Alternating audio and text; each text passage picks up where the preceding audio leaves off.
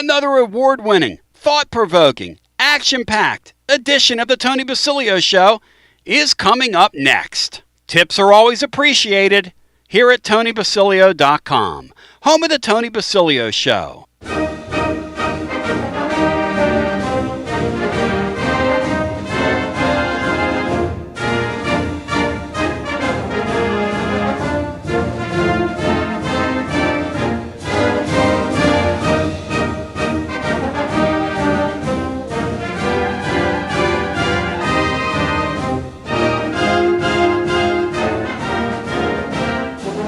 Listening to FM 105.7 and AM 1340, WKGN Knoxville and W289CU Knoxville, Fan Run Radio. Sorry, not sorry. College football's nuts.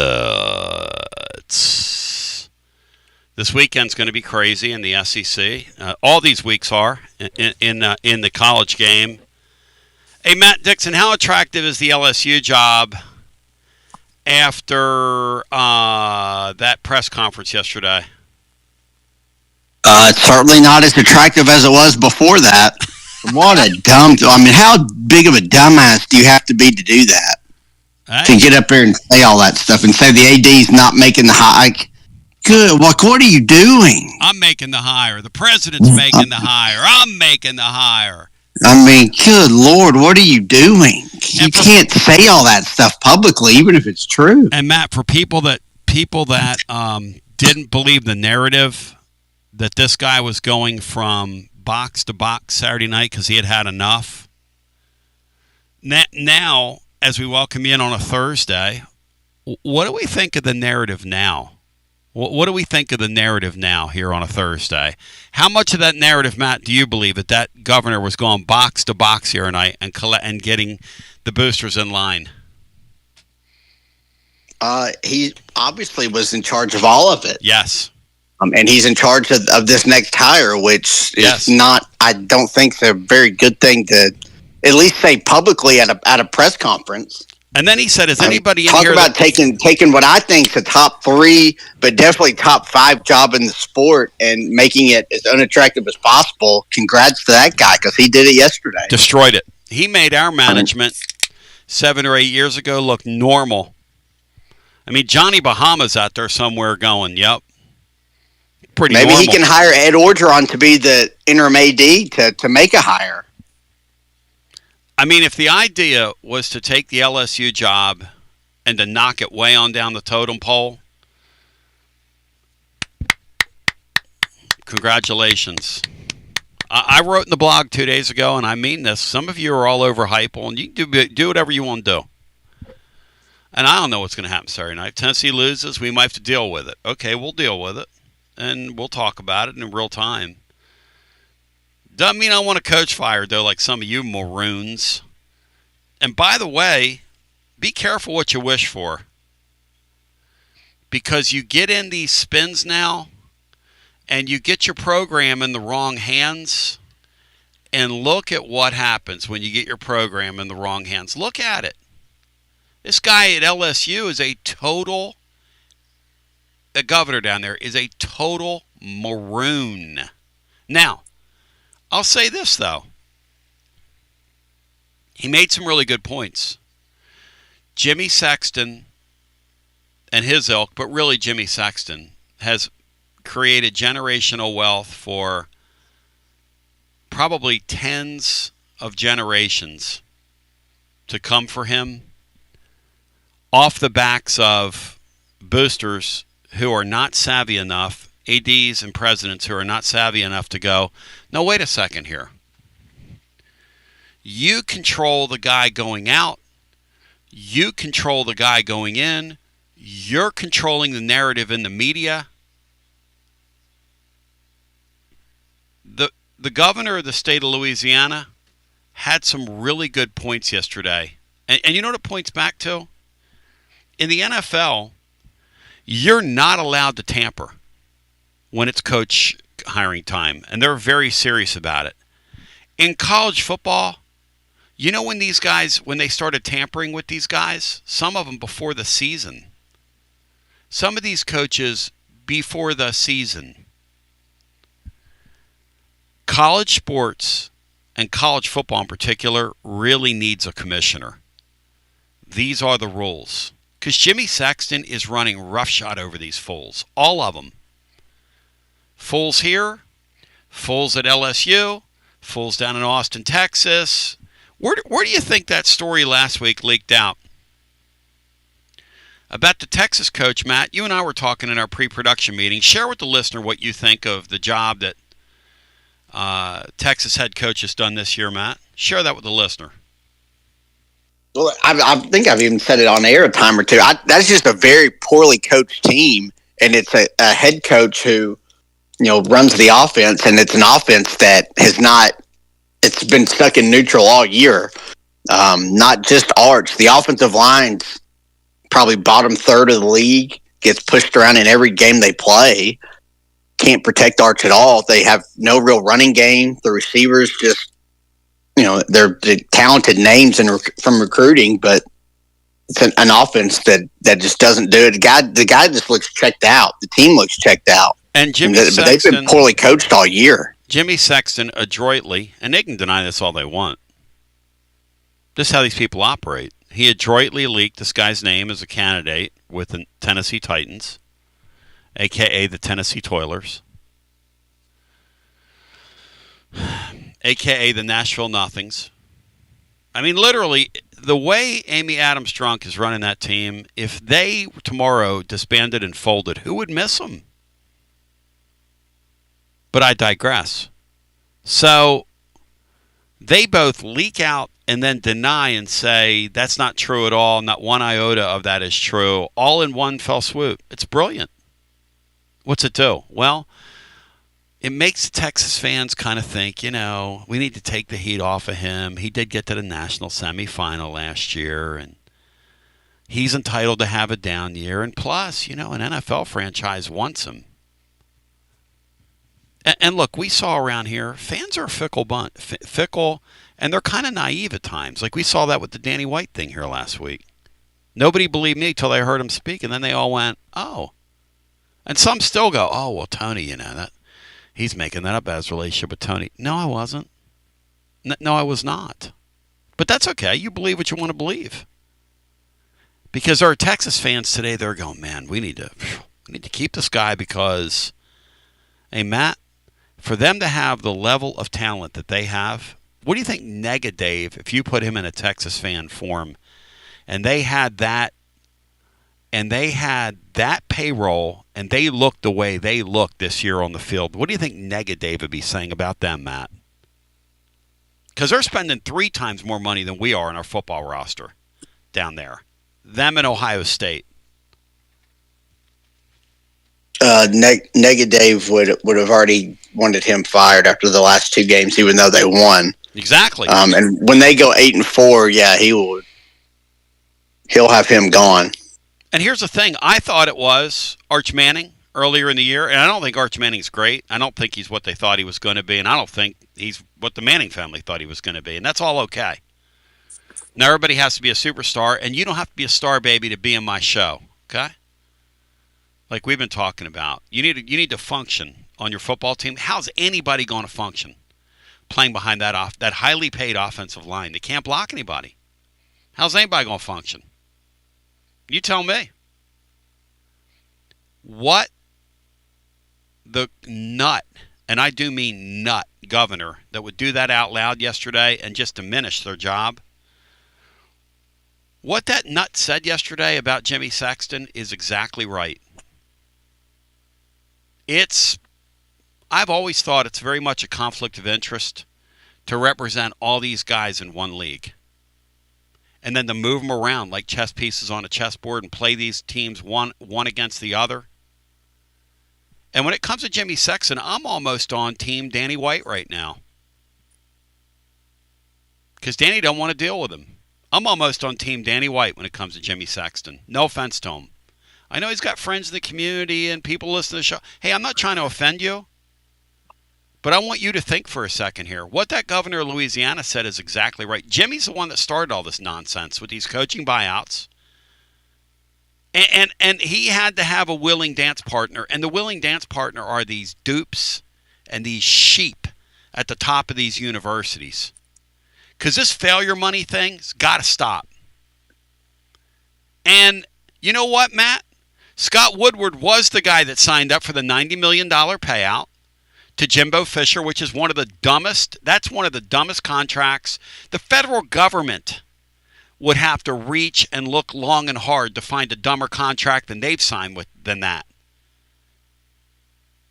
To give that guy like $90 million for nothing, absolutely nothing, is just idiotic.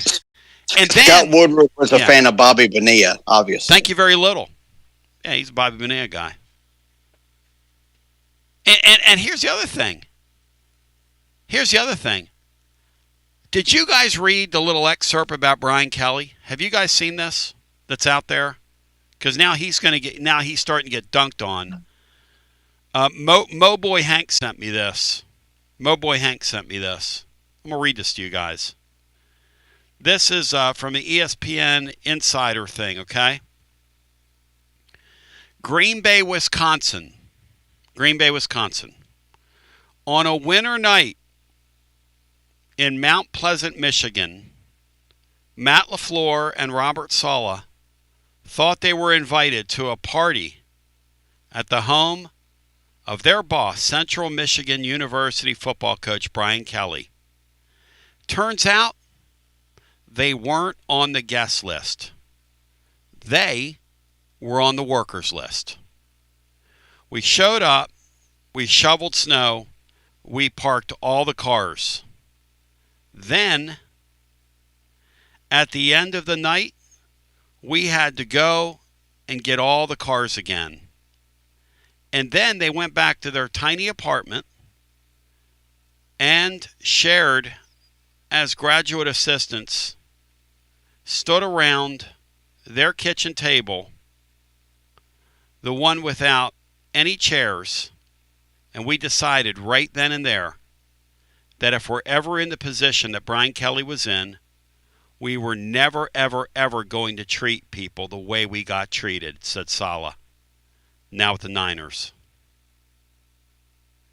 And Matty, he has lived up to that.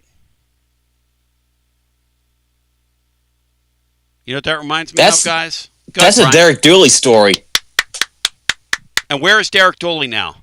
Somebody tell me where Derek Dooley is. We had a guy, governor of Georgia or something. He's trying to be running for Congress. United States Senator. He's a moron. Maybe he can run a Georgia coaching search one day. He needs to be up there with that guy from LSU yesterday. Two morons, two peas in a pod. Derek Dooley.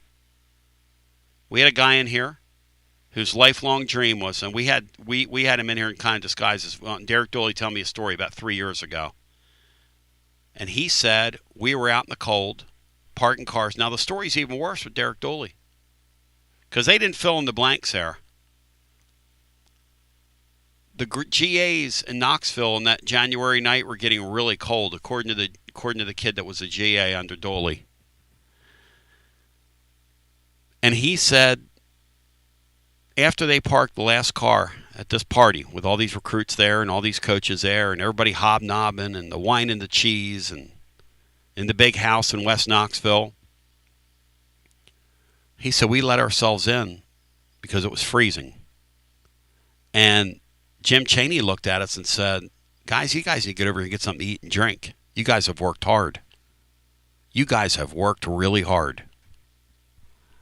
And what happened?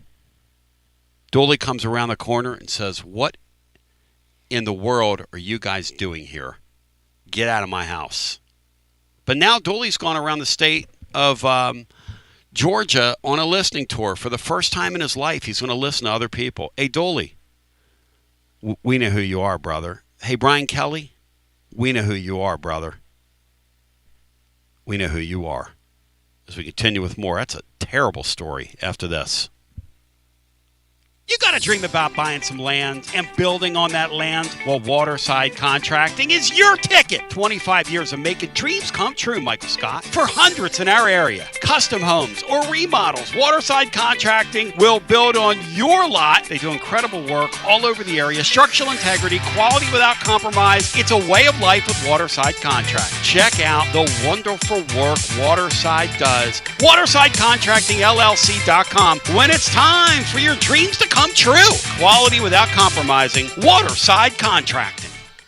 Preparing food for a big gathering can really take it out of you. That's why you need to call Calhoun's and check out their selection of party platters. Whether you're hosting a party for the big game, a reunion, or just an everyday gathering, a Calhoun's party platter is next level. Choose from Calhoun's always excellent chicken tenders, fly with Calhoun's wings, or boneless wings with a variety of dipping sauces, award-winning next-level melt-in-your-mouth barbecue ribs, or delicious spinach artichoke dip, or get one of each. Plus, if you're doing burgers or sandwiches, Calhoun's has lots of side dishes like spinach Maria, baked cinnamon apples, Smoky Mountain baked beans, or creamy coleslaw. Available in pints, quarts, and gallons. And to finish things off, pick up one of Calhoun's great desserts to go, including homemade cheesecake or key lime pie. Calhoun's, simply your go-to party headquarters. With 9 locations all over East Tennessee, you can order online and just pick it up. Calhoun's, one of the Copper Cellar family of restaurants, along with Chesapeake's, Copper Cellar, Corner 16, Cherokee Grill, and Smoky Mountain Brewery. Eat local, eat good. When it's time for your next move, you want to get your precious belongings from point A to point B with your peace of mind intact. That's why you need to call my friends at Gouffon Moving and Storage, East Tennessee's moving legend. Gouffon Moving and Storage has been helping East Tennesseans move since 1887. That's 138 years, 5 generations. That's even longer than the Dooley, Jones, and Pruitt era combined. Gouffon Moving and Storage are pro movers, serving Knoxville, surrounding areas, and interstate moves too, both residential and commercial. And we'll provide you with personalized service that other corporate movers simply cannot. We know how to move all types of items. We pay careful attention to our clients' valuables. Your satisfaction as a customer is our absolute priority. As the oldest continually owned and operated family moving business in the United States, when it's time for your next move, it's Gouffon Moving and Storage. And storage, it's secure and vaulted. Our newest offering of commercial storage logistics, we offer receiving, storage, and delivery services for all your business logistic needs. See more at Gouffon.com. That's Gouffon.com. Or check out the link at tclub.team. When it's time for your next move, East Tennessee's moving legend, Gouffon Moving and Storage.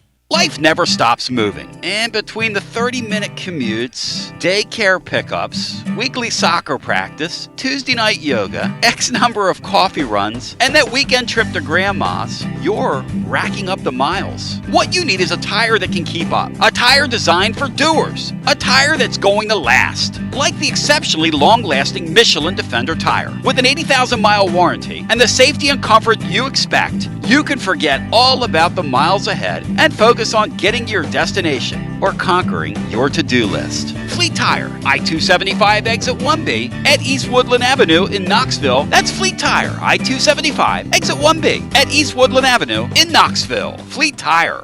Inward Half is committed to the game and the memorable moments that happen in between. From the tee box to the tailgate, from the green to the big game. For the first birdie with Dad, the first big win with Mom. Friday night lights, Saturday superstitions, Sunday traditions. Fall into the comfort and unparalleled performance of Inward Half. This fall, enjoy the walk-in. Are you tired of hiding your smile because of crooked teeth? At Knoxville Smiles, we've got the perfect solution. Invisalign. No metal, no wires. Just clear, comfortable aligners that straighten your teeth without anyone noticing. Eat what you want, smile with confidence, and see results in as little as 6 months. Call us today for more information about Invisalign, 865-539-1776. Or just visit us online at knoxvillesmiles.com. Smile brighter with Knoxville Smiles. Out-of-town law firms have been swarming into East Tennessee lately. From Memphis, Chattanooga, and Birmingham, they've stormed into the area. Wouldn't you rather do business with a local firm? You know, a true neighbor. Marcos Garza and the pros at the Garza Law Firm are just that. There are neighbors and friends that support local causes year-round. The Garza Law Firm works to serve you professionally on criminal matters, injuries and accident matters, and Social Security and disability filings. The Garza Law Firm is here for you at garzalaw.com. The Garza Law Firm. Let us help. Fall has officially arrived, so now is the perfect time to make sure your home's heating and HVAC system is ready for the season ahead. Don't ignore the warning signs that your heating or cooling system is struggling or nearing the end of its lifespan. And if you need fast, reliable HVAC repairs, seasonal preventative maintenance, or want to invest in a new, high-efficiency system, then call the trusted HVAC experts at Pipe Wrench Plumbing, Heating, and Cooling. Whatever HVAC problems you encounter, our certified technicians will make a full assessment and then provide the best long-term solution to keep your home comfortable again all year long. We make it easy with free on-site estimates for replacements and free second opinions on repairs. And if budgets are tight, we offer flexible payment plans including 0% financing with credit approval. Be sure to ask about our 10-plus year warranties that are 2 times longer than industry standards, so you don't spend a cent on unexpected costs in the future. So call Pipe Wrench at 865-264-8090 or book online at pipewrench.com to schedule your appointment today. And as always, same-day service guaranteed or the visit is free. TB here with Alan of WeShipFloors.com. Tell them about it, Alan. Hey, I'm Alan from WeShipFloors.com. Our competition's prices, well, they're going up. Ours are coming down. Our waterproof floor Supercore is the best, and right now it starts at $199 a square foot. Our warehouses are full of 4mm, 6mm, and 8mm. You strapped for cash? Well, we have our own in-house financing. Use our room visualizer and order some free samples today. Supercore from WeShipFloors.com. Best products at best price. Like Alan said, head over to WeShipFloors.com. Use the room visualizer on the website. Drop in any of the 120 Supercore floors virtually into your room and order your free samples today.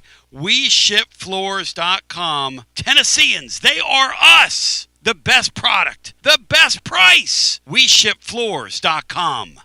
Join Fan Run Radio for a super spooky Halloween party at Calhoun's on the River this Friday starting at 11 a.m. Tony Basilio will be broadcasting live from the deck from 11 to 1, followed by William Pattison and the Playbook from 1 to 3, and The Drive from 3 to 6. Stop by for lunch or dinner and sign up for the Fan Run Box, which we'll be giving away at 6 p.m. live on the air. It's the Dark Mode Can't Miss Halloween special that'll have you more scared than John Mateer trying to get away from Josh Josephs in front of 100,000. Halloween, live from the iconic Calhoun's on the River this Friday. Be there.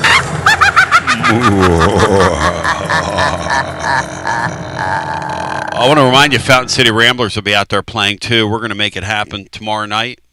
We had a good practice in yesterday evening, working up some pretty good jams. In the meantime, let's go back to our TLD. What are we going to? Our TLD Logistics phone lines. I'll get it straight at some point here, and let me bring my main man Adam Sparks in the mix and in the hunt with you, with your Knoxville News Sentinel.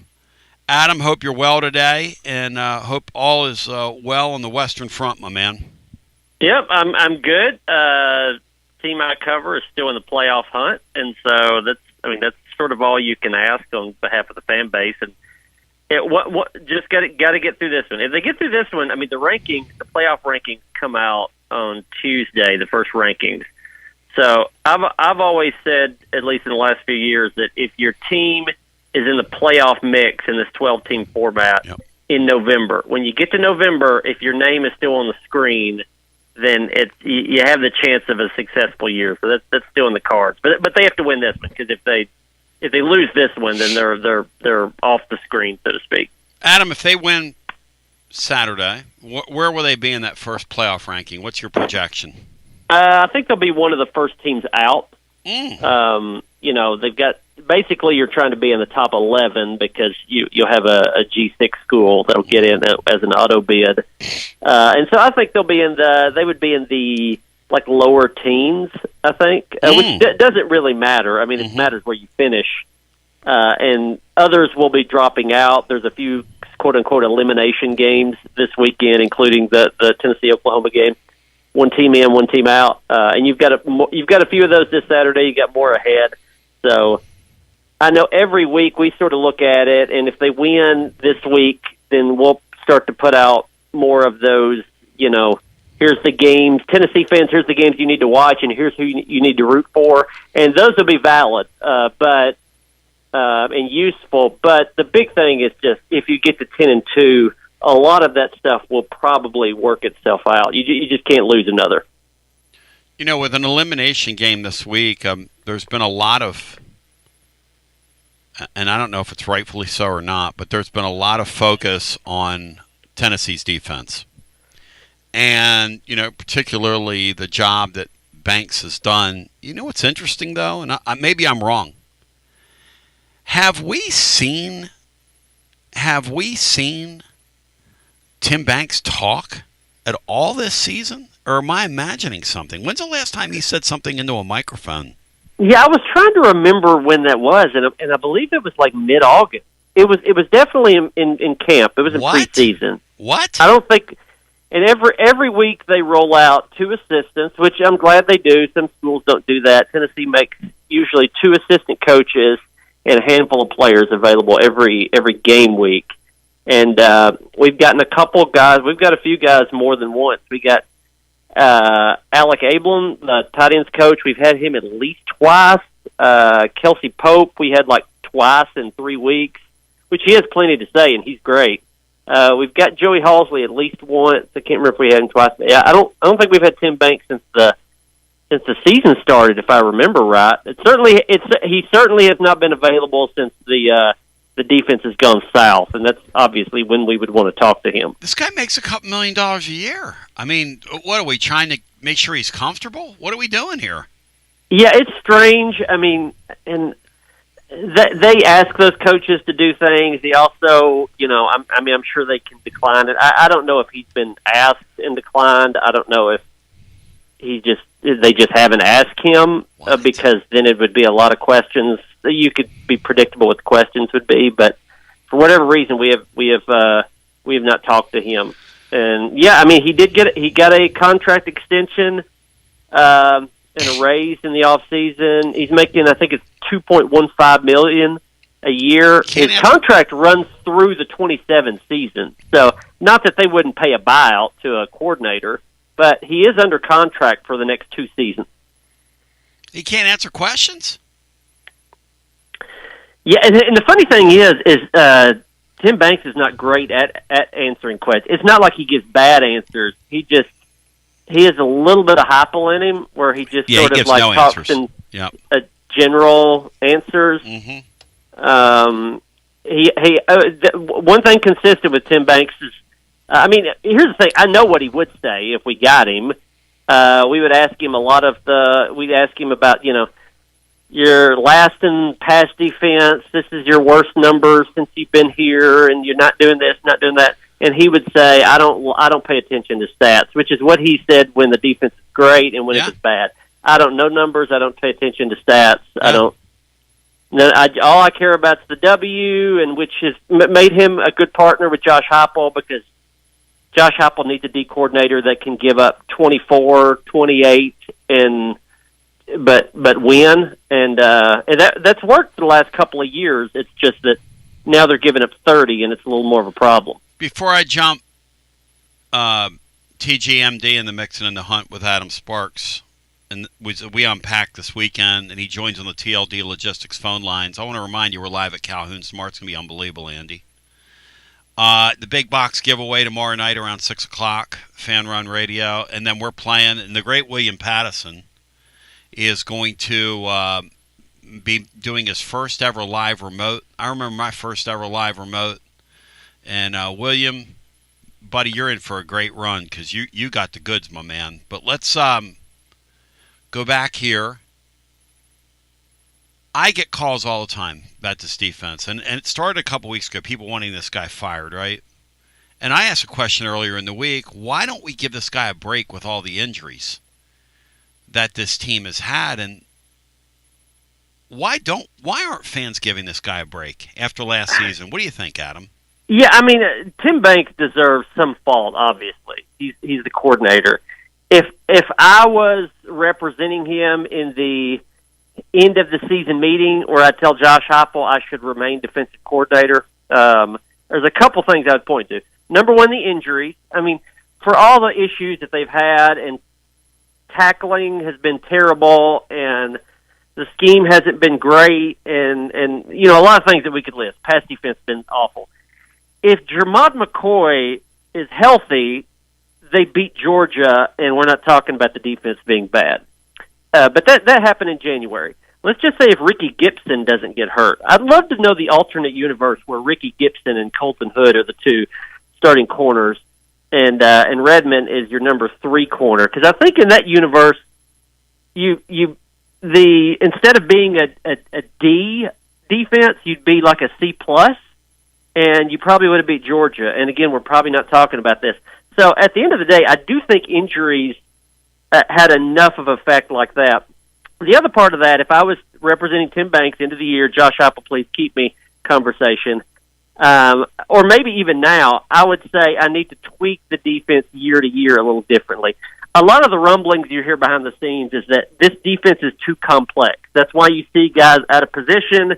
That's why you have some of the tackling issues, because guys are out of position, they're trailing. There's 2 guys in one gap when there's supposed to be one.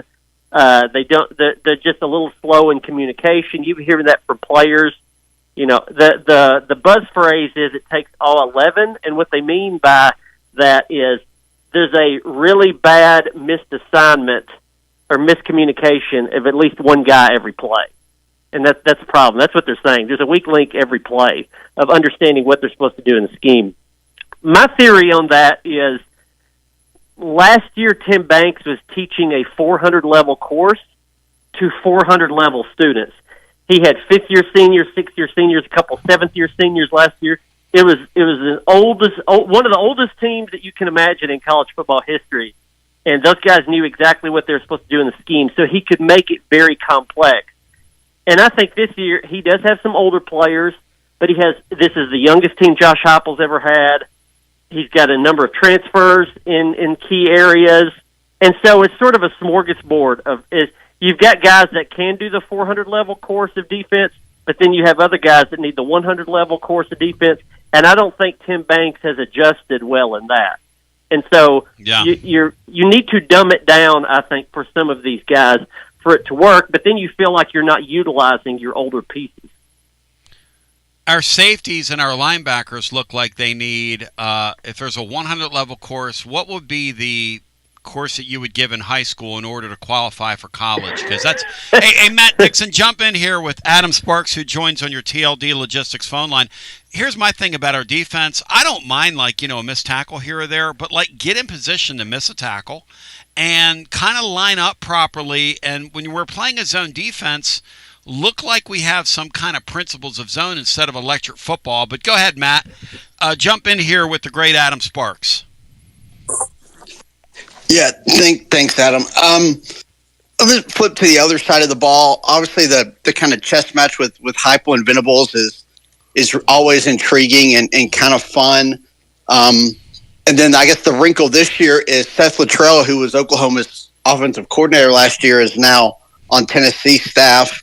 How do you think that kind of matchup is going to play out this year? Obviously, both defenses are kind of, feast or famine, but Oklahoma doesn't force turnovers. They do everything else well, but Tennessee doesn't do anything well, but forces a lot of turnovers defensively. But that chess match with Venables and Heupels, and how does Seth Luttrell factor into this? It's kind of an intriguing piece, kind of on the side. I think Seth Luttrell could factor in a number of plays that you could probably count on one hand in this game, but probably very critical plays. I think sometimes we overvalue that coach or that player was there last year, and so they have all the secrets. That you could see most of the secrets if you just watch film, if you know what you're looking at. And I don't, but coaches can. But Seth Luttrell knows personnel. Probably the most valuable thing that Seth Luttrell can tell them is in practice every day when my offense went against that defense, this is what gave them headaches. This is what worked. This is something we would exploit that opponents on Saturdays often didn't know about. But we knew about it because we went against them every day. And so we probably won't know what those things are, but there's something in this game, probably in just, again, a very small handful of plays that will be because Seth Luttrell said, you need to try this route against this guy because this would always work in practice. And we didn't see it much on Saturday. So I think that'll come into play. The Heupel versus Venables is interesting. I mean, last year Heupel went to that 12 personnel with two tight ends a lot, and that tended to work in there. I'm doing Oklahoma radio later today, and I know I talked with them some earlier in the week, and they asked me, they said, do you think is Aguilar better than Nico? And I was like, well, yeah, of course it is. And they're like, well, he doesn't seem to have the arm that Nico did. Oh God, he didn't seem like he can fit it in tight windows like Nico could. Because you think about it, they're remembering Nico throwing that deep slant to Dante last year. They're thinking like, wow, this guy's going to be something. They don't have as many memories of him, of what happened to him later in the year, because it never did click. And so, I think that is a question out in Oklahoma. Is this Aguilar guy just a part of the system, or is he actually good? And so I'd like to see Tennessee sort of stretch it out a little bit with Aguilar and show what he can do, what we already know he can do. Hey, Matt, do you guys, let's just kick us around for a second. You think Tennessee tries to exploit their safety play that we've had multiple guests this week tell us? And Matt, I'll start with you first. Do they attack them early? And do you think Luttrell's going to tell Tennessee that as well, Matt, which kind of what you were getting at? Yeah. I think Tennessee will attack them downfield. They did it in that first half last year that Adam's talking about. Brew McCoy had a big day on some of that deep stuff because the way Oklahoma plays in the box and how aggressive they are, it's a lot of that one-on-one man coverage. So, yeah, if you can attack them downfield, if you can hold up in pass protection with some of the stunts and things and negate some of that, and give your quarterback time to throw, I think you can have success downfield. And Aguilar is as good of a downfield thrower as there is in the country this year. Watson Brown one of the great deep ball throwers he's seen in a long time in the college game. That's what Watson called him yesterday, and he has no reason to say that. Go ahead, Brian. A good week to have a quarterback like Aguilar who's seen it all. He won't be surprised by what Oklahoma throws at him because he's got so much experience. I know one thing. Both these guys are pretty experienced, Adam, but Tennessee certainly has the edge in terms of quarterback play coming into this game. But my question is, right, Oklahoma's got a very good defense. Tennessee has a very good offense. How is that matchup, like Matt was getting at? How's that going to go? It's going to be really interesting, isn't it?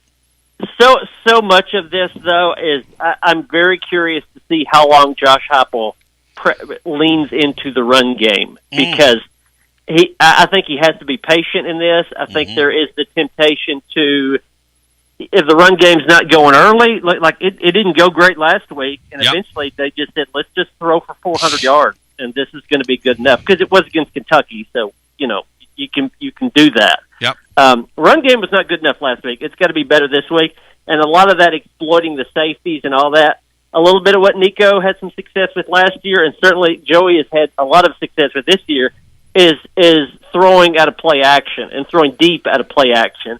And if the run game's not going and it's getting clogged up without extra run support, then the deep balls are not going to be there because they're not going to bite on the play action. So Deshaun Bishop's got to get going. You got to get Star Thomas a couple of pop plays. You've got to get the run game going, and I do think Josh Heupel's probably telling himself, don't abandon the run because there'll be rewards later in the game if you can show that you can run the ball. And, the look that they're going to have are going to be different than what they showed Oklahoma last year, whether it comes from Seth Luttrell or anybody else. I asked Braylon Staley a couple days ago about and Mike Matthews too, all the different, route combinations they're doing. They've talked a lot about we've seen it. The route combinations are different. The alignments are different.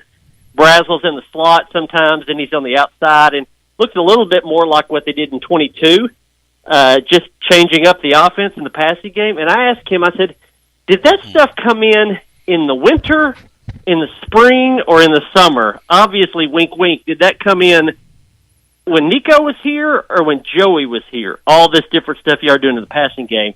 And Braylon Staley's answer was most of it came in at the beginning of spring practice, which is like, again, you want to just say to Nico in California, dude, what were you doing? What were you thinking?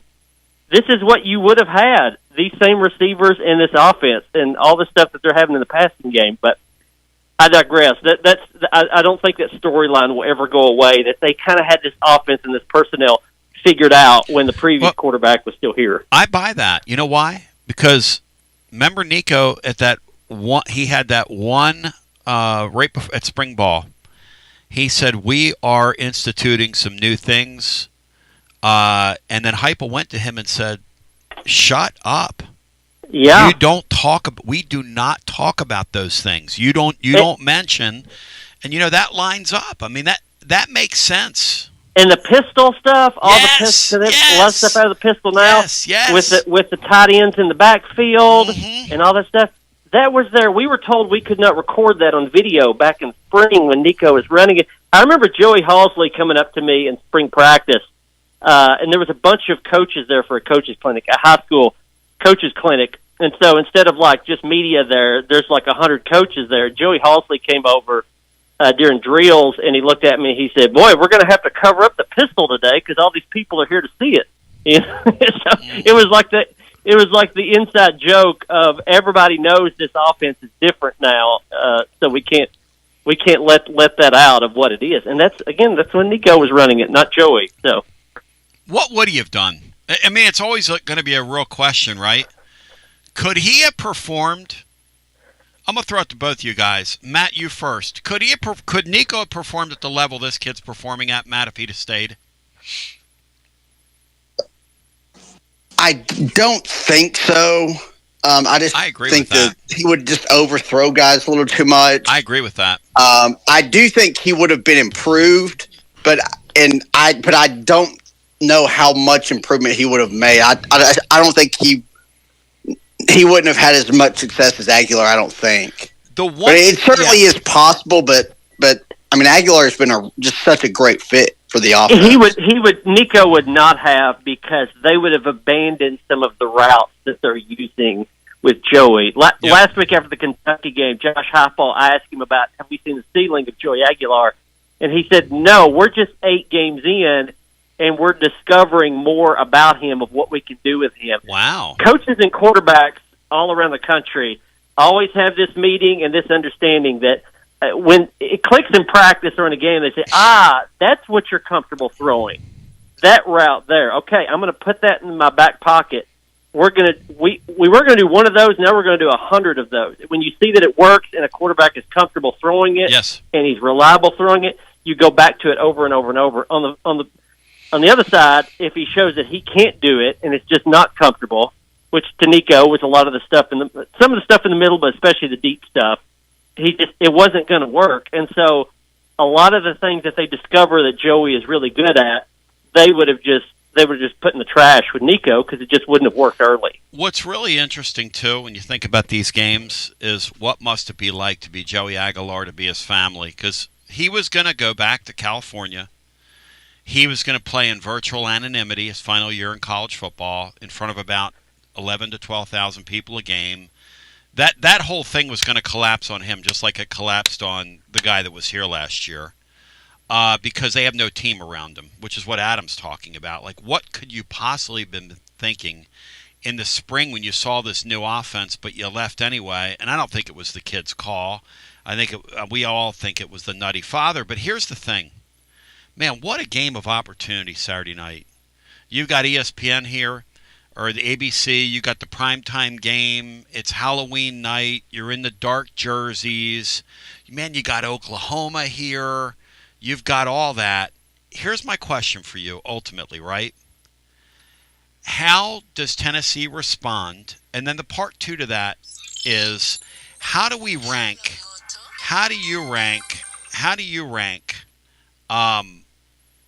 Oklahoma's defense versus what Tennessee's seen so far, Adam? How do they respond, and then how do you rank Oklahoma's defense? Well, I mean, I'll say Oklahoma's defense first. They're sort of in the numbers say they're phenomenal. They lead the SEC in scoring defense. So that says they're great. I do think there's a question around it, though. Was their defense just good against bad teams? I mean, they gave up 13 to Michigan early in the year, and I remember us thinking, golly, they held Michigan to 13 points. Well, Michigan can't throw the ball.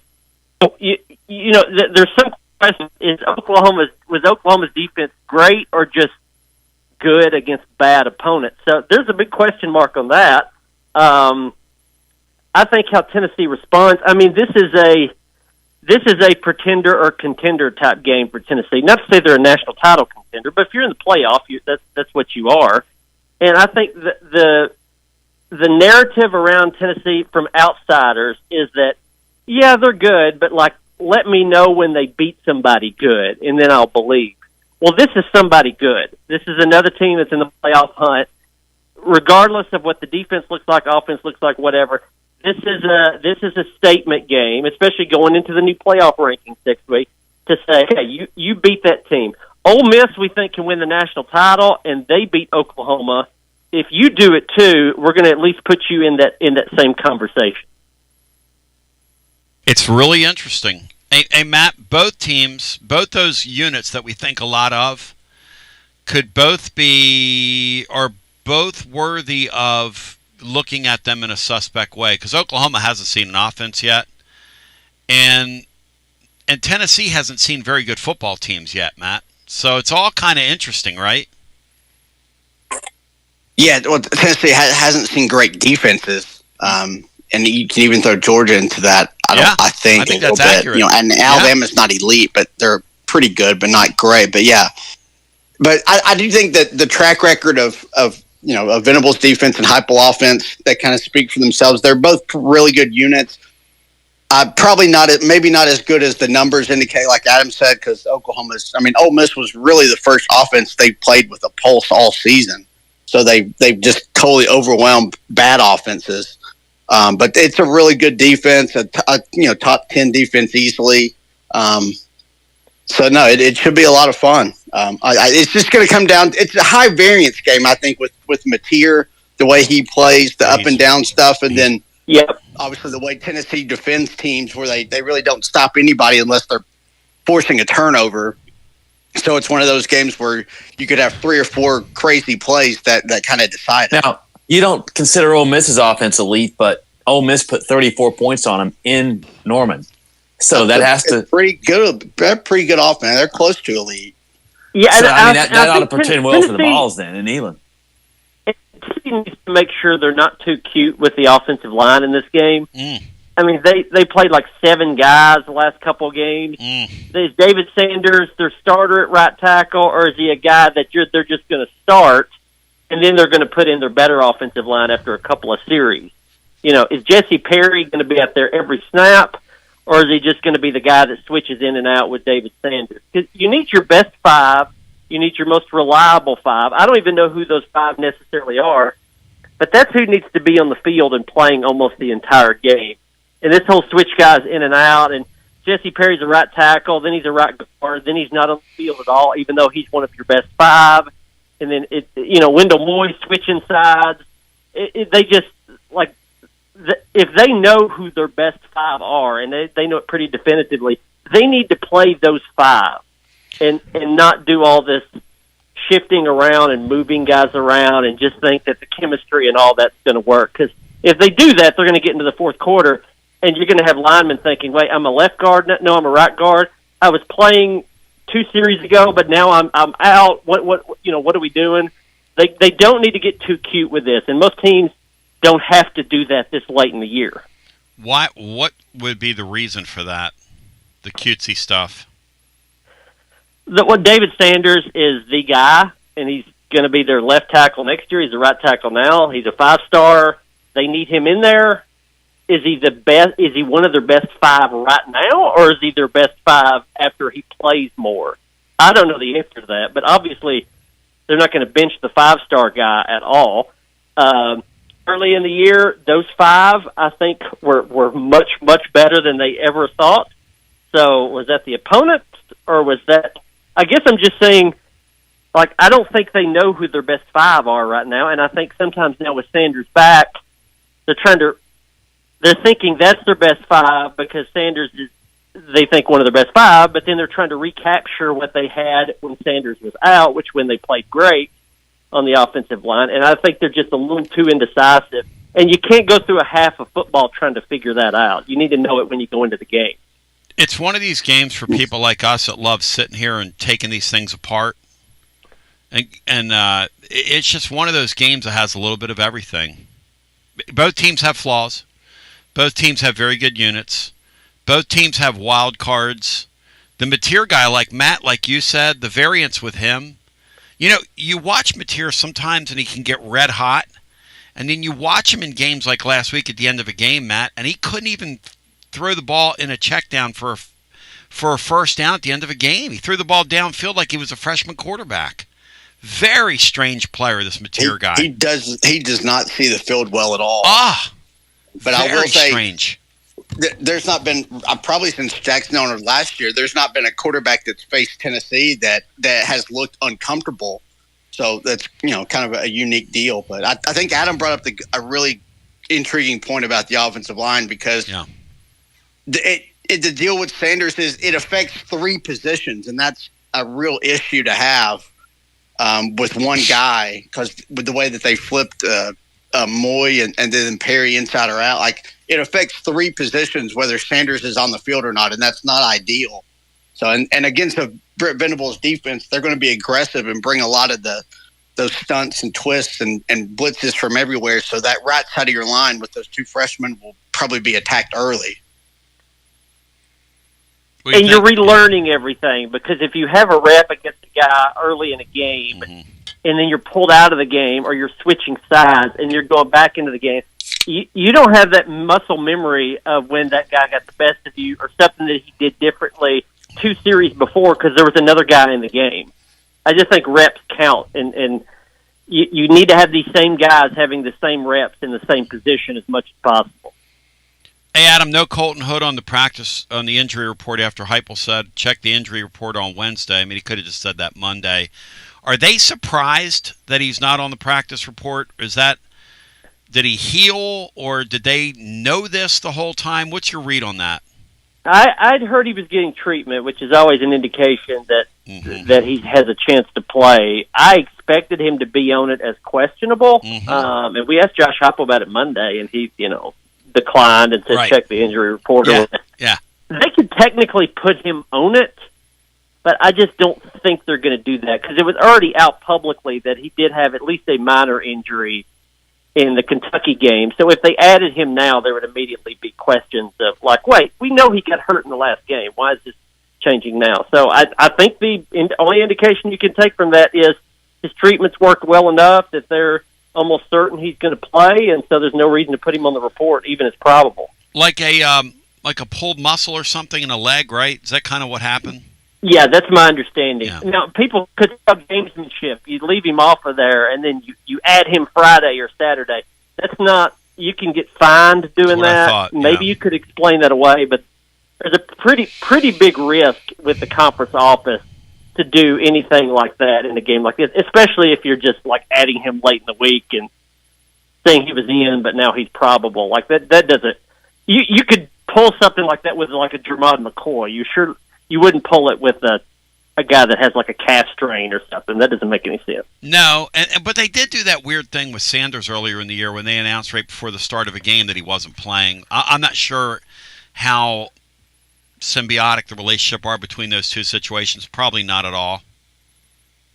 Yeah, I mean, his was nerves. Yeah. Stinger nerves, and I think that's what Ethan Davis, that situation was. Yeah. I mean, a strain of a muscle. Normally, you would say that's sort of like a hamstring. You would say that's questionable or game time decision, but they think he's fine. And think about this: we're talking about how terrible the secondary is and all that. And for the second year in a row, they have a Jim Thorpe Award semifinalist. What a crazy era of college! I mean, this thing is. Yeah, they have a Jim Thorpe Award semifinalist, and then a Tony Basilio Award semifinalist at both safety positions and at linebacker. Because they all those guys, like, they run like me in high school, and that was in my heyday, Adam, and it was not a pretty picture. That's why I wrestled, because the people that have no speed wrestled, but we were pretty tough people. Adam, on the way out, is there anything else you'd care to add that we didn't touch on? And how glad are you that you're not a beat reporter at LSU right now? Because we thought we saw some train wrecks here. And the governor down there said to John Curry and everybody involved in the 2017 search, hold my brewski. I'm going to show you something. Yeah, that's a weird one because you keep thinking, in this whole coach search with all these schools, you keep thinking that things are going to flip over to the new era of coach contracts, which is, most people think it's going to be higher salaries, but fewer years, so therefore it's less of a buyout. So instead of paying a Lane Kiffin or Josh Hopper or whatever, instead of paying them $9 million for a 6-year contract and a huge buyout, you pay them $12 million for 3 years. And then you can re-up it every year to keep it at 3 years. But because in the transfer portal era, there's no reason. You used to say, I need 5 years or 6 years of my contract because I got to recruit and tell this kid I'm going to be here his entire career. Well, that doesn't make any sense anymore because you're getting kids out of the portal. They're here for a year. They're here for 2 years. They don't care whether or not you're the coach 5 years from now. So higher salaries and fewer years is the way this is supposed to go. But the problem is when you've got so many schools going after very few coaches, very few proven coaches, that they have all the leverage. So Lane Kiffin can say, no, I want all the money and I want all the years. And James Franklin can do that. And so it puts him into a little bit of a bind. And when the guy comes out publicly like that, another thing it does is marks their job. And who in the world wants to go down there with that nut job and the nut job political system? It makes you wonder how many officials, because we saw that the governor of Texas 40 years ago was involved in recruiting at SMU, even paying some kids, like that was documented. And so you wonder how many of these people are knee-deep in this stuff. The whole concept of it just meaning more, that ought to fall into the heading of it just means too much. Yeah, and coaches now want resources in terms of paying players. They just want they want the biggest bundle of money they can to pay players for payroll, and then they want less red tape. And that press conference and that whole situation at LSU says to me, you're going to get money to pay your players here. We already know that LSU, but you're going to have a lot of red tape. And most coaches just don't want that now. They want to know that they get all the money that they want to pay the players to build a roster, but they don't want a whole lot of cooks in the kitchen. And LSU looks like they're halfway there. Florida is the opposite, I think, because they've got a bad reputation of NIL issues. And so I don't think they have as much red tape there, but they do have at least a reputation that NIL is not always funded in the way that it should be. So every school's got some of these problems. Tennessee can say that they do. If you're the coach, you're going to get money to fund your roster. Although if Josh Hopper ends up on some of these hot boards, I'm sure he could push for more funding in that direction. I love it, man. Do you think he does? If Tennessee wins this weekend, does he? Because he's tracking for another 10-win season. Do we start seeing his name on more hot boards? Yes. Yeah, after this one you will, because Venables, there'll be some questions around Venables, which will make Oklahoma potentially open. Yes. So then Heupel's name will go on those. And once these hot boards, they're mostly done by media and some by agents, pushed by agents. These hot boards all copy each other. So once Josh Heupel pops up on a couple, he'll pop up on 30 of them. And you're already seen some rumblings of him at LSU. And so if they lose this game, no. If they win this game, then yes, his name will go on more of those. And Jimmy Sexton's back there just kind of manipulating the whole thing like a puppet master. That is the one thing that governor said yesterday. That this sport needs a commissioner in the worst way, in the worst way, in the worst way. Adam, you're the man. If folks want to read more, interact with you, how do they do so? Yeah, in print, the News Sentinel, online, knoxnews.com. the podcast is a volunteer state. You'll listen to it. We talk a lot about defense this week. John Adams me, and on X at Adam Sparks. Love you, man. No, John Adams is on it. Damn it! I was gonna dial it in. Thank you, Adam. Take care. We'll see y'all. On your TLD Logistics phone Adam line. carried that podcast. Yeah, I've had enough of John Adams. I'm sure Adam Sparks. Yeah, or maybe if it's like this show, maybe Adam can't get a word in edgewise as we continue with more hour 2 after this. You're listening to FM 105.7 and AM 1340, WKGN Knoxville and W289CU Knoxville. Fan Run Radio. Score a TD every time with T3 Vodka. T3 is Tennessee's premium vodka, handcrafted with passion, precision, and a whole lot of pride. T3 Vodka is taking the volunteer state by storm. T3 Vodka, handcrafted in the majesty of the foothills of the Great Smoky Mountains, where quality isn't just a promise, it's a way of life. Filtered 10 times and 80 proof. T3 Vodka delivers a smoothness that's unmatched. This dedication to excellence has already earned T3 Vodka prestigious accolades. T3 is a 5-time gold medal winning vodka and the 2025 SIPS Consumer Choice Award medal winner. Whether you're sipping it neat or on the rocks or mixing up your favorite cocktail, T3 Vodka is your choice for a premium, award-winning experience. Score a T3 TD and ask for T3 Vodka by name at restaurants and wine and liquor stores today. Drink it neat, drink it right, drink T3 Vodka and score a touchdown every time. T3, Tennessee's premium vodka. Distributed by Athens Distributing Company. Please drink responsibly. Basilio here. No one does it like Alumni Hall. I'm here to tell you, living Vol fan, only one place. That's the best place to shop for Tennessee gear, and that's Alumni Hall. The best and largest selection of Tennessee apparel for the whole family. Top brands like Nike and Champion, Columbia, Peter Millar. Load up on hats, accessories, Yeti, all your tailgating necessities. Download the Alumni Hall app, click account, and it'll tell you how much Hall cash you've earned. You earn $10 in rewards for every $150 you spend. Alumni Hall, with physical locations in Murfreesboro, Bristol, and 3 locations in Knoxville, now open in Johnson City. Pop into Alumni Hall and get ready and tell them Tony B sent you.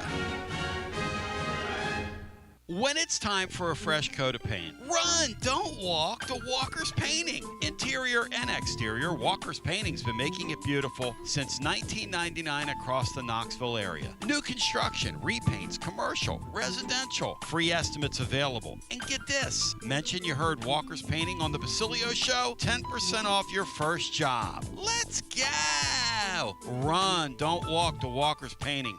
865-688-1410. That's 865-688-1410. Walker's Painting, making it beautiful since 1999. Check out the ad at the blog at tclub.team. Walker's Painting. Hi, I'm Jim Simpson, owner of Simpson Meats. When's the last time you grilled a really good burger or steak? One your friends still talk about. Our goal at Simpson Meats is to make that happen every time you have a cookout. All of our cuts of meats, steaks, burgers, briskets, and pork are always fresh, flavorful, and sustainably sourced. We are family owned, so we know the importance of knowing how and where your food is raised. We have been putting quality first since 1888.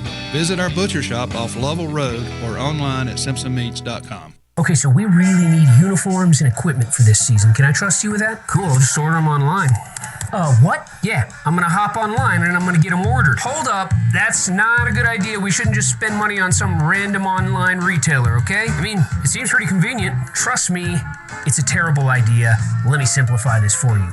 SM Athletics. Okay, how do you pronounce it? SM Athletics? They're the go-to for uniforms and equipment, whether it's for universities, high schools, youth leagues, you name it. So why wouldn't you rather go with professionals who can guide us through the process, design the perfect uniforms, and deliver the best equipment? Yeah, I guess that makes sense. What's the name again? SM Athletics. Right.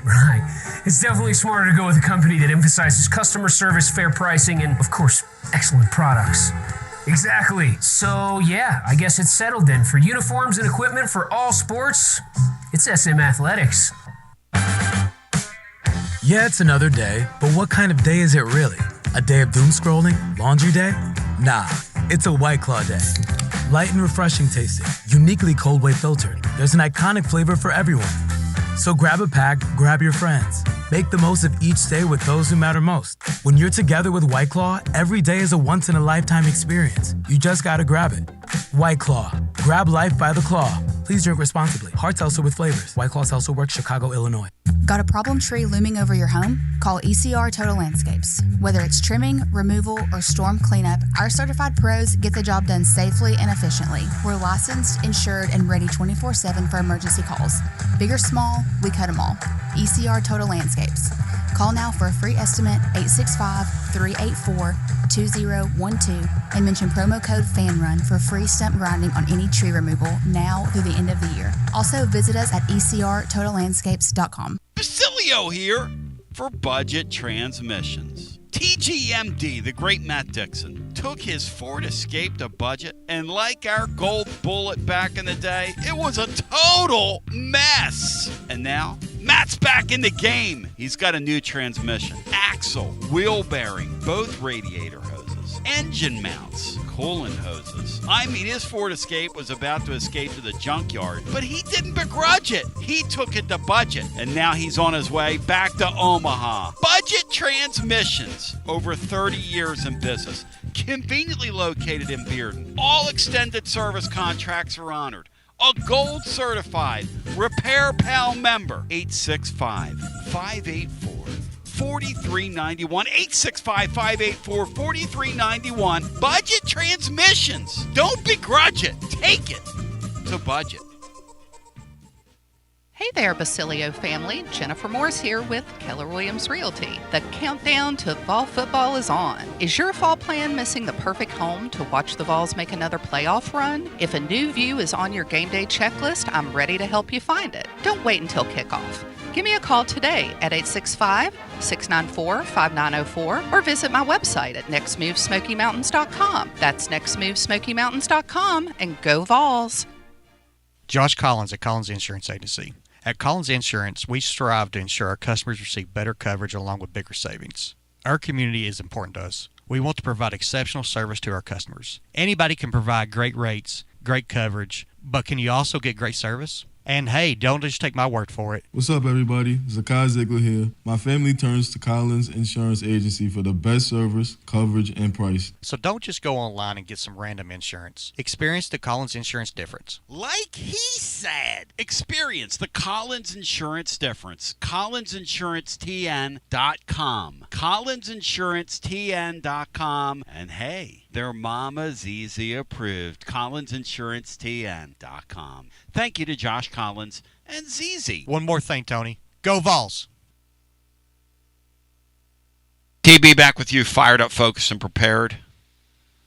My man C is going to join us now, and we're going to take some calls. C, before we go to you, well, I'm going to come to you, C. Your thoughts on what that LSU governor did yesterday, the ramifications of that on LSU's hot board. Do you think that thing affects that thing at all, his conduct yesterday? No, I mean, not really, no. I don't think that – it seemed like before this that they were saying Scott Woodward was not going to be able to make the hire. Interesting. No, I think that I think it was kind of just a bizarre thing, obviously, but I think that a lot of times these board of trustees and the boosters are the ones pulling the strings anyway. Obviously, it seemed like he was kind of confused. He was saying that Brian Kelly there was he lumped Brian Kelly in there with Jimbo and said that all of them had the same age and all this stuff. It was I don't know. It was bizarre, but no, I don't think it's a funny clip, but I don't think it's really a lot of it will have an impact on the search. He didn't look like the most informed person in the world, did he, Matt? Just looking at him. No. He was very, very emotional, which I appreciate. I love it. Yeah, he'd be a great post-game show caller. He'd be a great guy to have a beer with. He'd be a great guy to go to a game with. I'm not sure I'd want him at the head of my search, But or the head of your state, or or maybe maybe at the head of my table if I wanted a good laugh. But I'm sure even he could probably wear it out. Tomorrow we've got a huge day at Calhoun's on the River. Listen, it is such a privilege and a pleasure to be there each week. We've been there for several years. People come from miles around to come hang out with us. Tomorrow, I want you to come there and hang and make plans to come hang, because tomorrow is going to be a day unlike any other. First of all, Ryan and our friends at Fan Run Radio have a huge, big box that we're going to be giving away. William Pattison, who follows us on here, is a phenomenal young talent, and I'm bringing him in now because he said into the microphone the other day, this is his first shot to be out. William, how fired up, focused, and prepared are you for this as we bring you in today? And I'm an admirer of the work you do, my brother. How fired up are you right now?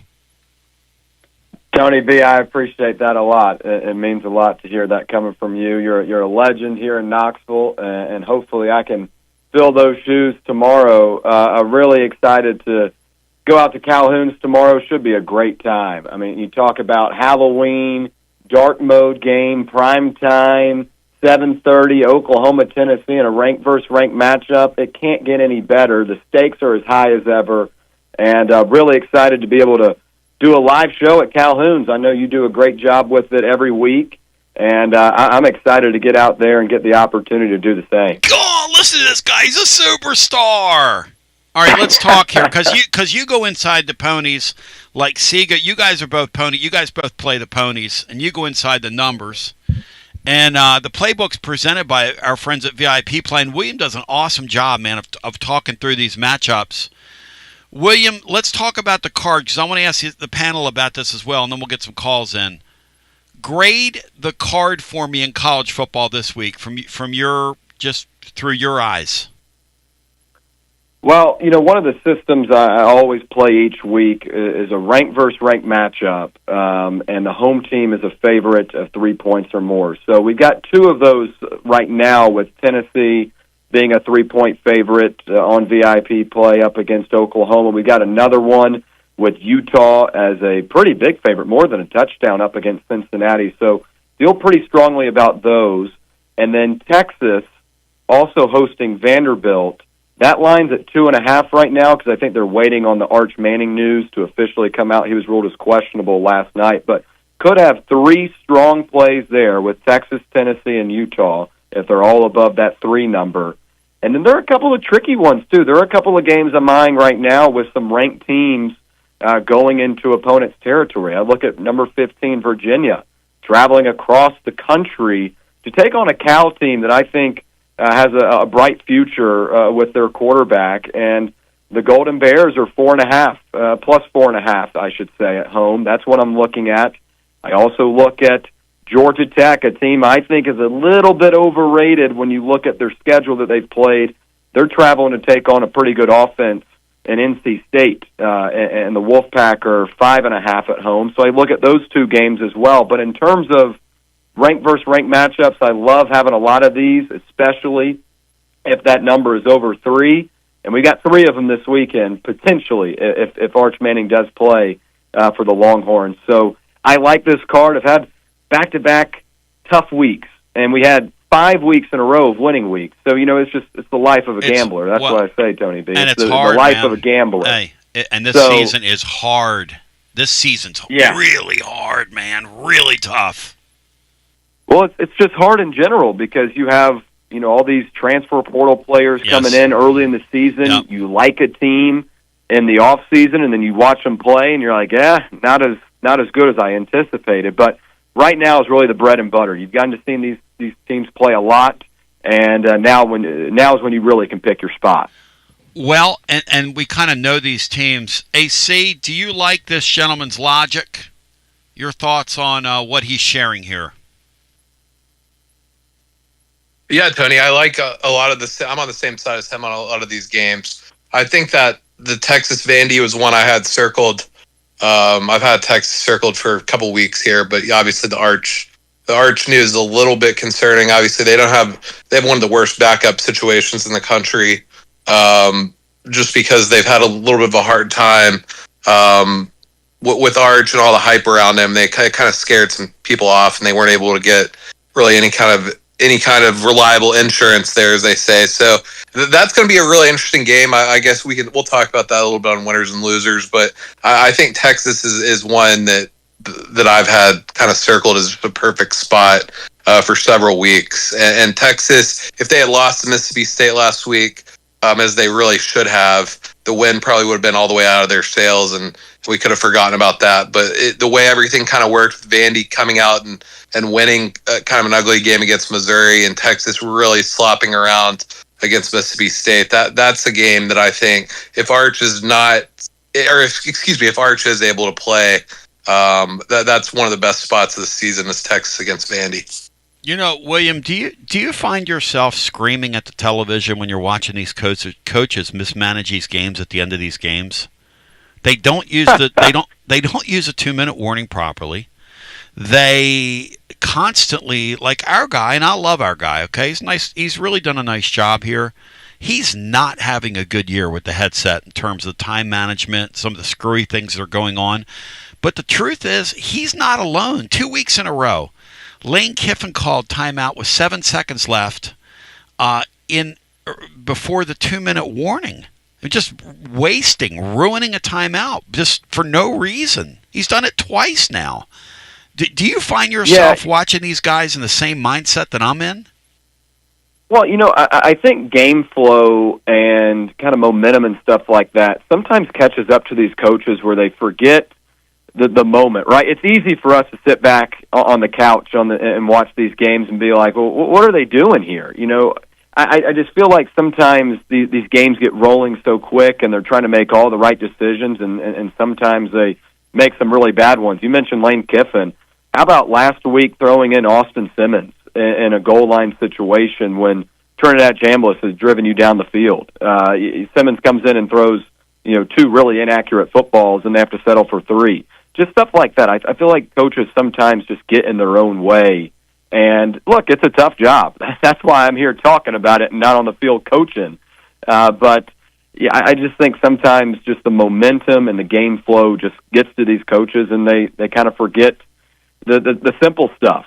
So most definitely. William Pattison, who joins following the show every day over at Fan Run Radio, who's going to be with us tomorrow down at Calhoun's on the River, followed by Dubsy and his merry band of Next Levelies. And then we're going to be playing live music down there. But the big box giveaways tomorrow. Hey, Matt, I want to ask you something about the way these guys like to play around. Because Adam Sparks said he sure hopes Tennessee doesn't pick this week to continue to kind of flop around with their offensive line. He doesn't think Oklahoma's the game to do that with. Do you share that mindset, Matt? Yeah, we kind of talked about it right at the end of Adam's call. You can't be rotating guys up front, especially those freshmen on the right side against an aggressive front seven like Oklahoma's. So that's a recipe to have a number of drives just blown up. You need to figure out what your best 5 is and just kind of roll with it. Hey, William, is tomorrow a game for Heupel to get more aggressive? Because he's done this thing now where he's not going like he once did. Or is tomorrow a game to not tomorrow? Is Saturday a game to punt the football and kind of err on the side of caution? Where are you on that? Because he's been a little too cautious for my blood in these money games so far this year. What do you think? Yeah, I think that's a great question. I go back to that Alabama game, right? Heading into it, Tennessee only had 3 fourth down attempts on the season, and I think in that game alone you had 3 or 4. So obviously he felt the pressure in that matchup to where your defense has shown the reason to be aggressive at times in these games. And if he was aggressive in that Alabama game, I figure you're going to have to be aggressive in this one as well. Now, give Oklahoma a lot of credit defensively. This is a very strong unit. Guys like Mason Thomas coming off the edge, Owen Heineke at linebacker, a guy that can do it all. They've got the personnel to be able to match up and make things difficult. But I think in a game like this, with a quarterback in John Mateer that could definitely come alive up against this Tennessee defense, the amount of points and the amount of possessions you have, I think, are going to be critical. So I'd expect an aggressive version of Heupel, and you're playing at home. You're going to have the momentum there already. I think it's important to take advantage of each possession you have because this Tennessee defense has shown the tendency to allow these other offenses to hang around in the game. So I think Tennessee has a better offense here. They're running in with more momentum as a group, and if it comes to 4th and 2, 4th and 1, I'd say Heupel is going to go for it in this type of matchup, knowing that this is a playoff elimination game, really. AC, last week we saw Lane Kiffin show absolutely zero respect to Oklahoma's offense. Does Heupel do the same thing here? What do you think? Yeah, I don't know. I think that there's a chance he does, but I think there's also a chance he could be kind of going into this game thinking that that shows a lot of respect to their defense and kind of falls back into what we saw a lot last year, especially. We just haven't seen a lot of him going for it a lot or pushing the boundaries on anything aggressively. And I think there's a little bit that scares me with how bad Tennessee's defense is, like William said. And I do think he's right. This could be a week Mateer gets on track. I think he's going to be very hesitant to give them to give that defense short fields against this Oklahoma offense and kind of give them life. I don't know. I've gone back and forth on that, but I just haven't seen really anything from Heupel, especially in a game where you're favored, where you kind of feel like you have the better team. We haven't really seen many games like that where Heupel's kind of let loose and kind of rolled up his sleeves and gone for it and things like that. Matt, how do you answer that? What's your expectation in this one? I think Heupel's probably a little bit towards the conservative side. I think they'll probably take some shots early, just because that's what they do really good in the first quarter and those scripted plays. But I do think you'll probably lean towards the conservative side, especially if you have a lead, which like last year they did. Yeah, you played them ahead all year. Yeah, ran the clock down. I think if you have the lead, especially, Heupel will get a little bit conservative. I just wonder, you need your defense off the field as much as possible. I was surprised with Kentucky with Georgia in our building earlier in the year when Kirby called that timeout. We came back out and punted the ball. That surprised me because that's not who this guy's been, especially in a spot where you're an underdog. And then William, you were talking about going into the Alabama game. We only went like on 4th down. I think it was 3 times. And we were 3 for 3. And that's the other thing. And even in the Alabama game, this team is very good on 4th down. And so if you're good at it, why aren't you doing it more? When you're in these, especially around midfield, look, in the college game these days, these guys aren't punting anymore. It's not 1995 anymore. They're just not punting, William. It's a strange thing, isn't it? Yeah, I think the analytics plays a lot into it now. Their teams, like even I was watching on Saturday, Memphis was trailing by 14 to South Florida. They get a touchdown late in that game, and they decide to go for 2. Even though they're only down 14, they decide to go for 2. And it's the quote-unquote analytics play. If you're trailing by 2 touchdowns late in the 4th quarter, you go for 2, stuff like that. I just feel like the analytics have now really encroached on this game, to where these coaches have those analytical coaches next to them, and they're kind of telling them what the analytics say. Now, is it always the smartest thing to do? Maybe not, but I feel like that's why we're seeing a lot less punts and a lot more going for it on 4th and 4 on your own 40 and stuff like that. Now, it makes it more exciting, but sometimes it can come back to bite you. What was the situation last week, C, or Matt, or Brian, anybody that remembers? Lane Kiffin had a 4th and something like from his own 20 and went for it out of a shotgun, didn't he? It was 4th and 1, and ran a shotgun. Didn't even get under center, and didn't come close to getting the first down. And then Oklahoma might be a preview this week. I don't know, because Mississippi can't defend either. They went backwards and had to kick a field goal. They couldn't block last week for whatever reason. It's pretty interesting. It's an interesting discussion. William Pattison, you got to go. Prepare for what you're doing. I look forward to talking with you later on our Winners and Losers presented by Dos Equis / VIP play later on. And I look forward to seeing you tomorrow, brother. Me as well, Tony. I'm looking forward to it, and excited to come on a little bit later, too. A little 2-for-1 today. There you go. Thank you, my man. Great talking to you. You as well. The great William Pattison up with the playbook later on. Listen, if that guy's future in this business is a stock, I'm buying as much of him as I can get my hands on. And I told that kid that off the air, and I mean that, because when I hear it, I know when I hear it. It's kind of like some of these guys playing music. You know, I hear these guys, and I'm just like, you have all that ability, man. That makes me really sick. But not in a bad way, in a good way. See, from your perspective, you, Matt, and Brian, how do we feel about the Oklahoma game right now? Where are we, guys?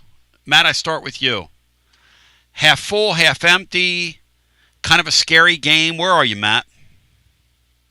I'm hopeful, but it's kind of a toss-up game. I've said it a couple of times. It's a high variance game.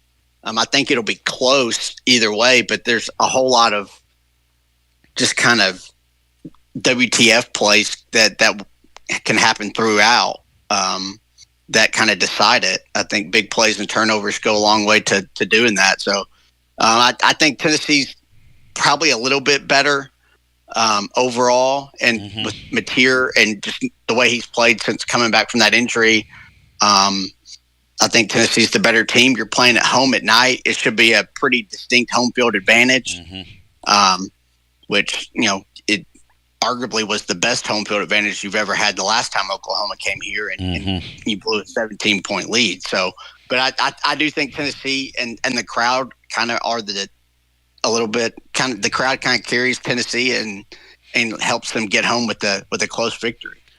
See, what's your feel on this thing? Yeah, I think what Matt said is kind of how I feel. I think Tennessee is slightly better. I think it's very close. Obviously, Tennessee would be an underdog if it was at Oklahoma, but Tennessee does have, I think, a little bit better team, and I do think I think the home field thing is pretty important with Heupel, as we've seen. I think Tennessee will probably find a way to win. It's just Tennessee's defense. I don't know how comfortable you could be with this defense. I know Mateer he really hasn't played well. Yeah, but I still don't think you can feel comfortable that you're going to be able to stop them at all, even though they're really bad offensively. You just have shown nothing at all defensively to give you any confidence at all. So I think probably being at home and being, a hair better, you'd lean towards Tennessee finding a way to get it done. But I think it's going to be a very close game just because Tennessee's defense makes every game close, even if you are the better team. Go ahead, Bri. What do you think, Bri? This game this is the best team Tennessee would have beaten all year by a long shot. And I like the fact that Oklahoma's defense looks like on a first and second down conventional play, they get off, they can stop you, but I mean, they give up the big play. They can give up big plays like they did against Ole Miss. And one thing I come back to is playing Neyland at night. The Heupel has lost one game at night at Neyland since he's been here, and I think that was Ole Miss his first year. Georgia losses were, I think, the Pitt game was at noon, and then the 2 losses to Georgia, the 3 losses to Georgia, I think they were afternoon starts. So I like Tennessee at home at night in Neyland. I just think that's what's coming. That's what it comes down to for me. They're not going to lose they didn't lose with Nico on the road at Norman last year. They're not going to lose at home with Joey Aguilar this year. This guy is just such a bad quarterback that the Vols are seeing. If they let this guy go off on them, I mean, Tim Banks literally needs to go out to midfield after the game. I know he won't answer reporters. He won't go to a press conference. He needs to go out there and do 50 push-ups for everybody. I mean, do something to earn your money, man. If you let this guy go off on you, Houston, we going to have a problem. Just like Baton Rouge, we got a problem. Let's bring our next call in. Hello and welcome. You're on the air. Hey, Tony. Oh, my gosh. First call fever. You think Lane's taking that job now? He ain't going down there. See, do you think that thing inhibits Lane Kiffin from taking that job, that crazy press conference yesterday? Or would that speak to a maniac like Lane Kiffin, that it's that crazy? I've been with Colombo. I don't think that with him making the playoff, he's going to take the job. I think that I understand that all the stuff with the coaches and kind of having no integrity, and obviously Kiffin, we've seen it here, but I don't think a coach is going to – the timeline's just not going to add up for Kiffin to take either job. And I think Jimmy Sexton would probably prefer that Ole Miss is paying their coach $13 million, and then somebody else pay him $13 million, Ole Miss paying whoever they replace him with a $6 million. So I think it makes sense. I think Jimmy Sexton wants him in Oxford. I think he's going to stay at Ole Miss. And I think Colombo's kind of had some good logic on this the last week or so. Huh? Well, Tony, he's definitely not going now, considering the governor in Louisiana just said we're not paying a coach big guaranteed money next time. Like, he basically just said it. They don't know who's making the hire. Like, Woodward, I guess, is out. And look, we're all everybody except the coaches and the agents all kind of wish these were backloaded, incentive-laden deals for these coaches. I get that. I get where the governor's coming from on that. But he was so full of you-know-what on the other stuff that it's hard to take him seriously. Like, the state of Louisiana is not paying one dime towards Brian Kelly's buyout. That is all private money. I know, that was such a silly thing to say into a microphone, not understanding. It's just stupid. Also, Scott Woodward did not sign Jimbo Fisher to that extension. That was ridiculous. Ross Bjork signed him to that extension. Now, it's because Scott Woodward was trying to hire Jimbo Fisher at LSU, but still, Scott Woodward's a pretty damn well-respected athletic director throughout the country. I know you're judged on your football hires, and this one did not go well, clearly, but at Washington, he hired a young Sarkisian. He got Chris Peterson from Boise. At A&M, he hired a national championship-winning coach from Florida State. And at LSU, he was able to pull away the winningest active coach at the time in Brian Kelly from Notre Dame. Not to mention all the buildings he's built. He was able to go hire Kim Mulkey. And it's not so much that he was able to hire these people, but he was able to raise the money in order to hire these people. He's a very well-respected athletic director. And there's a lot of stuff going on there. Like, this governor's trying to take over the university and put his stamp on it, and he and Woodward don't get along politically. It's pretty great. There's a lot going on. He's wanted to get rid of Woodward for a while. But this was insane. It's pretty great. I mean, it is absolutely next level as far as I'm concerned, because it just speaks to how totally out of control college football is, and LSU is a mess. I wonder if Joe Brady stays away from that thing now, Mark, after seeing that show yesterday. Let's bring this. Let's do a thought exercise about Tennessee real quick on this whole. I want to hear this. How should we pay these coaches? Yeah, go ahead. Exercise. Josh Heupel wins 2 playoff games, and he gets offered the Tennessee Titans job, and he takes it. Total hypothetical here. And we decide we're going to swing big. We never do, but let's decide we're going to swing big. And we want to go hire Marcus Freeman. He's not coming unless he's getting a gazillion dollars and all of it being guaranteed, because he's already getting that at Notre Dame. So it's impossible to do one of these backloaded deals for an established guy, an incentive-laden deal for an established guy. They're not going to take it. So we're going to be going into a pool for, like, UTSA's coach, which is fine by me.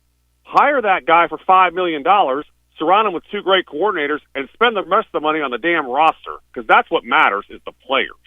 Hey, Matt, I don't know what's gotten into Colombo, but he's exactly right. Tony? Go ahead. It's going to take a very forward-thinking and an AD with a lot of you-know-what. Yes.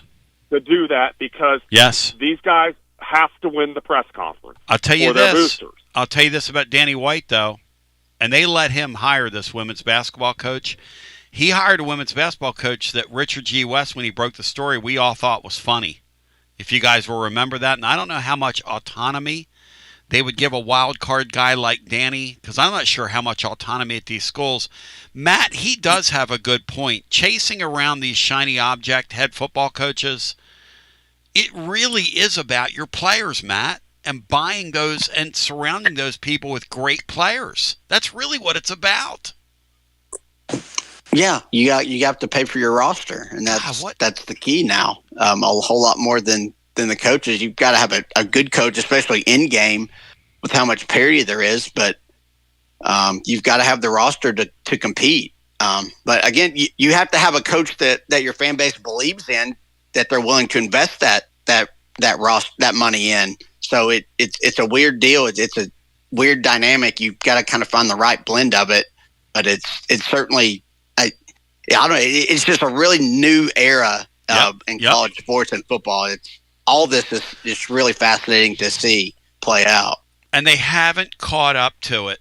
You know that, Colombo? They haven't. Maybe it's trending that way. Yeah. Like, I don't know. But until these guys get off this addiction of having to win the press conference for their boosters, it's not going away, because you're not going to get an established guy unless they're getting a big bag and it's nearly all guaranteed. Yes. Like, Florida's not hiring Lane Kiffin for less than $13 million because he's going to get that at Ole Miss. Why would he leave? For less money and less guaranteed money? He's not going to do it. Like, he's just not. But and he's not going to leave a great situation he has to go to Florida or go to LSU for less money. Lumbo, you're right, and I love how it was all, and appreciate the call. I love how it was all couched around your fascination with Lane Kiffin, because two things I know with Mark and the Lumbo, he loves him some Lane Kiffin, and he doesn't like him some Hugh Freeze. But other than that, here's the thing about it. He's exactly right, though. They got to quit worshiping these damn coaches. And put your money in your players. Put your money in your players. It's a player sport. But, like Matt said, if my boosters, my billionaire boosters, multimillionaire boosters don't believe in that coach, are they going to come off their money? It's a chicken and the egg thing. Until somebody says, let there be peace on earth and let it begin with me, this madness is going to continue after this. Guests appear on the TLD Logistics Hotline. Online at tldlogistics.com. Join Fan Run Radio for a super spooky Halloween party at Calhoun's on the River this Friday starting at 11 a.m. Tony Basilio will be broadcasting live from the deck from 11 to 1, followed by William Pattison and the Playbook from 1 to 3, and The Drive from 3 to 6. Stop by for lunch or dinner and sign up for the Fan Run Box, which we'll be giving away at 6 p.m. live on the air. It's the Dark Mode Can't Miss Halloween special that'll have you more scared than John Mateer trying to get away from Josh Josephs in front of 100,000. Halloween, live from the iconic Calhoun's on the River this Friday. Be there.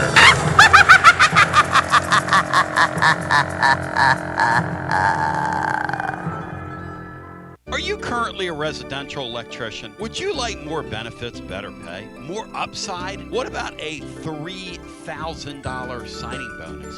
Free company paid health insurance, annual profit share, company vehicle, gas card, much more. Call Advent Electric today. Advent, known for their large commercial jobs around town, and due to high demand, they're adding additional roles for their residential department. Maybe you know a friend, family member that's a residential electrician. Spread the word. Email hr@adventelectric.com. hr@adventelectric.com. 865-588-0631 and ask for the Tony B 3K signing bonus. Advent Electric is hiring. You got to dream about buying some land and building on that land? Well, Waterside Contracting is your ticket. 25 years of making dreams come true, Michael Scott. For hundreds in our area, custom homes or remodels, Waterside Contracting will build on your lot. They do incredible work all over the area. Structural integrity, quality without compromise. It's a way of life with Waterside Contract. Check out the wonderful work Waterside does. WatersideContractingLLC.com. When it's time for your dreams to come true. Quality without compromising. Waterside Contracting. College football fans, Chris Fowler here with the play call. This season, go for Dose with ice-cold refreshing Dos Equis. It's more than a single play. It's a mindset. Think of it as a 2-point conversion for real life. Taking the risk, making the bold move. Whenever we get the chance to go big, we take it. On the field and off, always go for Dose with Dos Equis. Enjoy Dos Equis responsibly. Copyright 2024 Dos Equis Lager Especial Beer. Imported by Cervezas Mexicanas, White Plains, New York. Whether it's baseball, football, softball, church groups, or schools, if you're raising money, do it with locally roasted Grade A Grounds coffee. I'm Billy Miller, a Vol alum and Knoxville native. You keep 40% of sales, and we donate 5% back to our East Tennessee community. Get started today by visiting our website at gradeagrounds.com.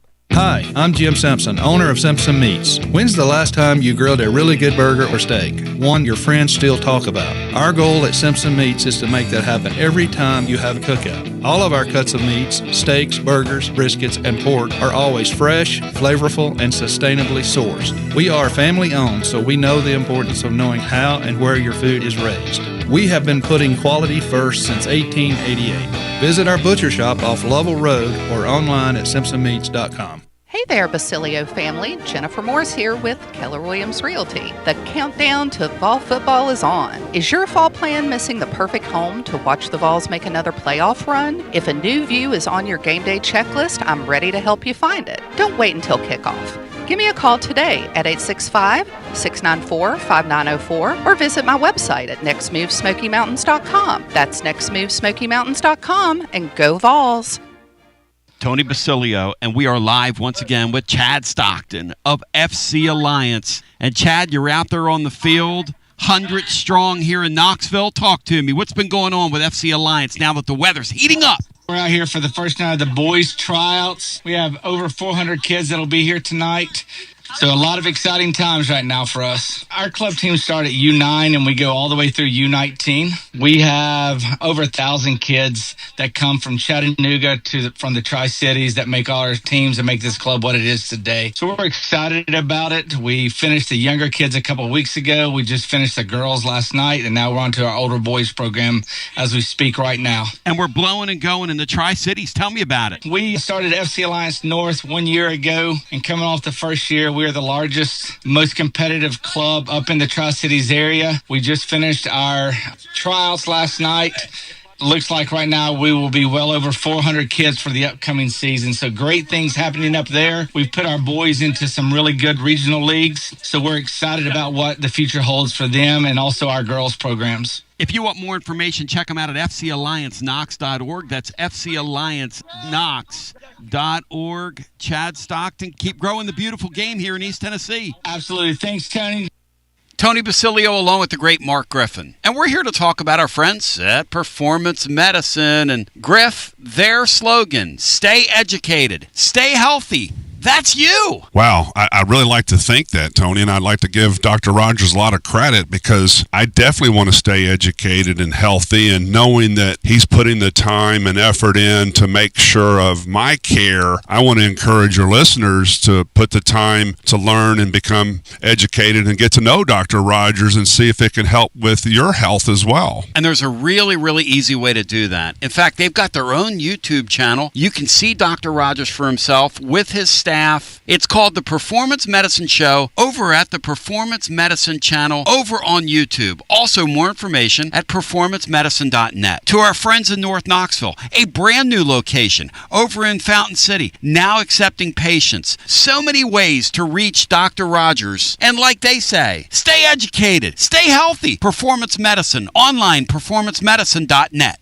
Located in Knoxville's historic Old City, Barley's offers great food, live music, the best draft beer selection in town, and now your new favorite place to watch sports. Their indoor projector is perfect for any weather, and they've revamped their upstairs area with more TVs to take in all of the action. Their menu features hand-battered chicken tenders, juicy burgers, fresh salads, and the tastiest pizza in Knoxville. You can enjoy their happy hour drink specials daily from open until 6 p.m. Barley's Tap Room and Pizzeria. When it's past high noon, it's time for a vodka soda made with a vodka you've actually heard of. I'm talking White Claw vodka soda made with White Claw premium vodka. JB Smooth Only Drinks vodka soda made with the world's smoothest vodka. And you can too. Pick you up a bottle of the triple wave filtered vodka that's been distilled 5 times. White Claw premium vodka comes in 4 flavors: black cherry, mango, pineapple, and just vodka. You haven't had vodka like this. No one has. White Claw Premium Vodka. Please drink responsibly. Mi nombre Antonio. So welcome you back. Playbook with William Pattison coming up. And then we're going to stay around here and kick it. We were just trying to rack our alleged minds during the timeout, trying to think of something that comes to mind. Columbo was talking about the next step in the process as a sport reinvents itself. It's not a coach's sport anymore. It's a player's sport. Tim Banks last year was a very good defensive coordinator. Why? Because he had really good, capable defensive coordinators. Is he a better coordinator than the year before? Not really. Is he a better coordinator than he was now? Not really. He just had players last year. He had guys that could play. And so, you came up with one, and Matt, you came up with one. Then we'll go to the phones. In terms of guys that were just sort of under the radar who were hired, and then they went out and invested in their roster, and it's worked. Actually, there are a couple of examples floating around right now in college football. Matt, yours was? Kurt Tignetti at Indiana would be one. I don't know how much they invested initially because he really brought a bunch of his JMU players with him, but yep. They got the quarterback from, I think it was Ohio. Yep. Which was a good pickup, but I don't think he was crazy expensive. And then obviously the Mendoza this year, I don't know what they're paying him, but he was really well thought of. So, but what Indiana's doing with Tignetti, and they've made a bunch of investments now. I mean, now they're invested in him as well, but that's one that would first come to mind. See, what would you say Indiana's roster? What are they paying that roster this year? I think a lot more than they did last year, because after that Notre Dame game, I think they got a significant amount of commitment from people. Like Mark Cuban, I don't think was involved at all last year. And now he is. With any of their NIL stuff. And yeah, I think after that Notre Dame game last December, they got a significant uptick. Obviously, they're nowhere near what Oregon and Ohio State are paying, but I'd say I don't know what the number would be, but I'm guessing probably somewhere around $15 million, probably around what Mississippi State, somebody like that's paying their roster. See, your nominee, which is a very interesting one, which fits the definition of, I gotta say this for Lumbo, when he's not, shall we say, performing with Lane Kiffin or Nico or ripping her fuse, he's a pretty good caller down through the years. You've got one. Go ahead, share it with us. Yeah, the first one that came to my mind was Joey McGuire. And he hasn't really been, he hasn't won anything yet. I think he's a good coach, but yeah, they'd kind of been up and down the first couple of years he'd been there. And then last year in the portal, they really ratcheted it up in all sports, but especially football with what they did both in high school and the portal at Texas Tech. So that was the one that came to mind because he's a big name down there. High school football is a huge deal down there. And he was well thought of at Cedar Hill down there for 12 or 13 years. So he then went to Matt Rule hired him, I believe as an analyst in the late 20-teens. And he stayed down there under Aranda, and eventually Texas Tech hired him, but he wasn't even a coordinator. He'd never even been a coordinator at the college level. So they hired a guy who basically made his name as a high school coach down there, and he did okay the first 2 years, but then they've really, really ramped up the roster spending. obviously this year, and when Morton's out there, I think they're the best. They're pretty clearly the best team in the Big 12. I know we have kind of the debate with BYU, but I think they should make the playoff, assuming that'll be a good test case. Maybe he gets in some of these games. All their games now are kind of going to be trying to get to the playoff with some eyes on them. Yep. We'll get a better look and see whether this works or not, because I do think pretty clearly he has the best roster in that league. So we'll see if he can do it, or whether they should have maybe they'll end up, because if you're investing that much in the roster, the other thing to say is at some point when you have that much money too, do those boosters say, if we're paying this much for players, why don't we get a coach that's commensurate with that? So I think it could end up going the other way. When you invest that much in your roster, maybe the coach costs you a couple games, and then people say, well, why, if we're going to pay our players that much, let's get somebody to coach them. So the whole thing is going to be interesting, and it's a good test case, I think, down there in Lubbock. Joey McGuire, show me the money. Joey McGuire, go ahead. One note, this is sort of fits this, but Deion Sanders wasn't really thought of as a guy who, like you think of Lane Kiffin now, as an instant home run hire when he was hired by Colorado. He had to go to a place like Colorado. Yep. So they had to sort of spend on their roster. Now, he brought some players with him. He brought his son with him, and he brought Hunter with him, but they sort of had to win with a roster that was being paid more than what they were getting before, because I think he pretty much didn't he cut like 70 players? He's been a credible head coach, Brian. Now, it's a shame his health's not going to cooperate with him. He's probably going to step down at the end of the year, but he's been a credible head coach. Let's go to the phones.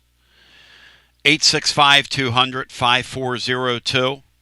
If you want to get in the hunt and in the mix with us, just a lot of interesting stuff percolating here. Hi, you're on the air. Welcome in. Tony B, I sure hope everyone in the listening area out of Knoxville, from W. Lynn to Sean Sinclair, and all the local boys, I sure hope tomorrow they show up down there at Calhoun's on the river with you, and it's a sold-out show, and y'all have a terrific show tomorrow, Tony B. Well, I'm fired up, folks, and prepared for it. We've had awesome crowds, whether we're home or away. It's been the Calhoun's thing on Friday's just been an absolute blessing. Bri and Matt, I got a situation with y'all, too. I would like for y'all to either agree or disagree with me on this, but I believe that our boys, Tyreek West and Jordan Ross, at the beginning of the season, would go in on these third downs, these issues we've been having with third downs, and unfortunately, they would go out there and make plays on the third downs in the first couple of games we had, and they have not been seen on the frickin' field since then. Can y'all tell me why that is? Matt Dixon, Tyree West. I think he got banged up a few games, maybe the Alabama game, but he certainly hasn't been out there as much. I mean, they rotate so many guys just throughout, but just the defensive line as a whole hasn't been very effective rushing the passer the last couple of games either. It's odd.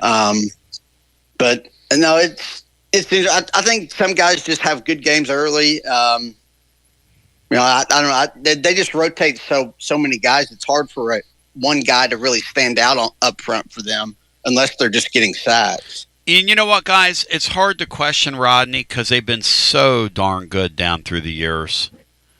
I'm almost to the point where I just defer to him. And it is surprising that they haven't been more productive. Two things can be true. He's very good, and they have not been as productive as we thought they would be. But see, I was thinking that him and Jordan Ross, the reason that they were productive is because they were well rested on the sideline while, 3 or 4 different guys went out in front of them. Yeah. And now, what happened? And then I start to think to myself, I'm like, okay, Rodney Garner did not sign in the offseason this extra extension. It's because he really does not like Tim Banks and the situation that's going on there, quietly. Now, have you heard that, or are you just saying that? No. I'm just saying that for myself. I'm thinking to myself, I'm like, okay, Rodney Garner did not sign this, in the offseason, the extension. Is it because he really doesn't like the way Banks is handling things? Like, are they bumping heads Saturday and we don't see it? No, I haven't heard that at all. No, I haven't. I haven't heard it, Tony. I'm just saying. I know, and I'm telling you, I haven't heard it. So it's an interesting question. Matt's right. They just play a lot of people, and it's just what they do. They may play too many. They've been very good. Since Rodney's been here, that's been their best unit on defense by far, year in and year out. And really, it's not even close on defense. It's not even... Oh, there's no doubt. I mean, it's just not even close. It's not even close. If our two cornerbacks were healthy, Tony, you know what would be the situation right now. Yeah. We wouldn't have a loss. No loss. Thank you, brother. But the problem is, as somebody reminded me, they knew McCoy wasn't going to play this year. That's the problem with that.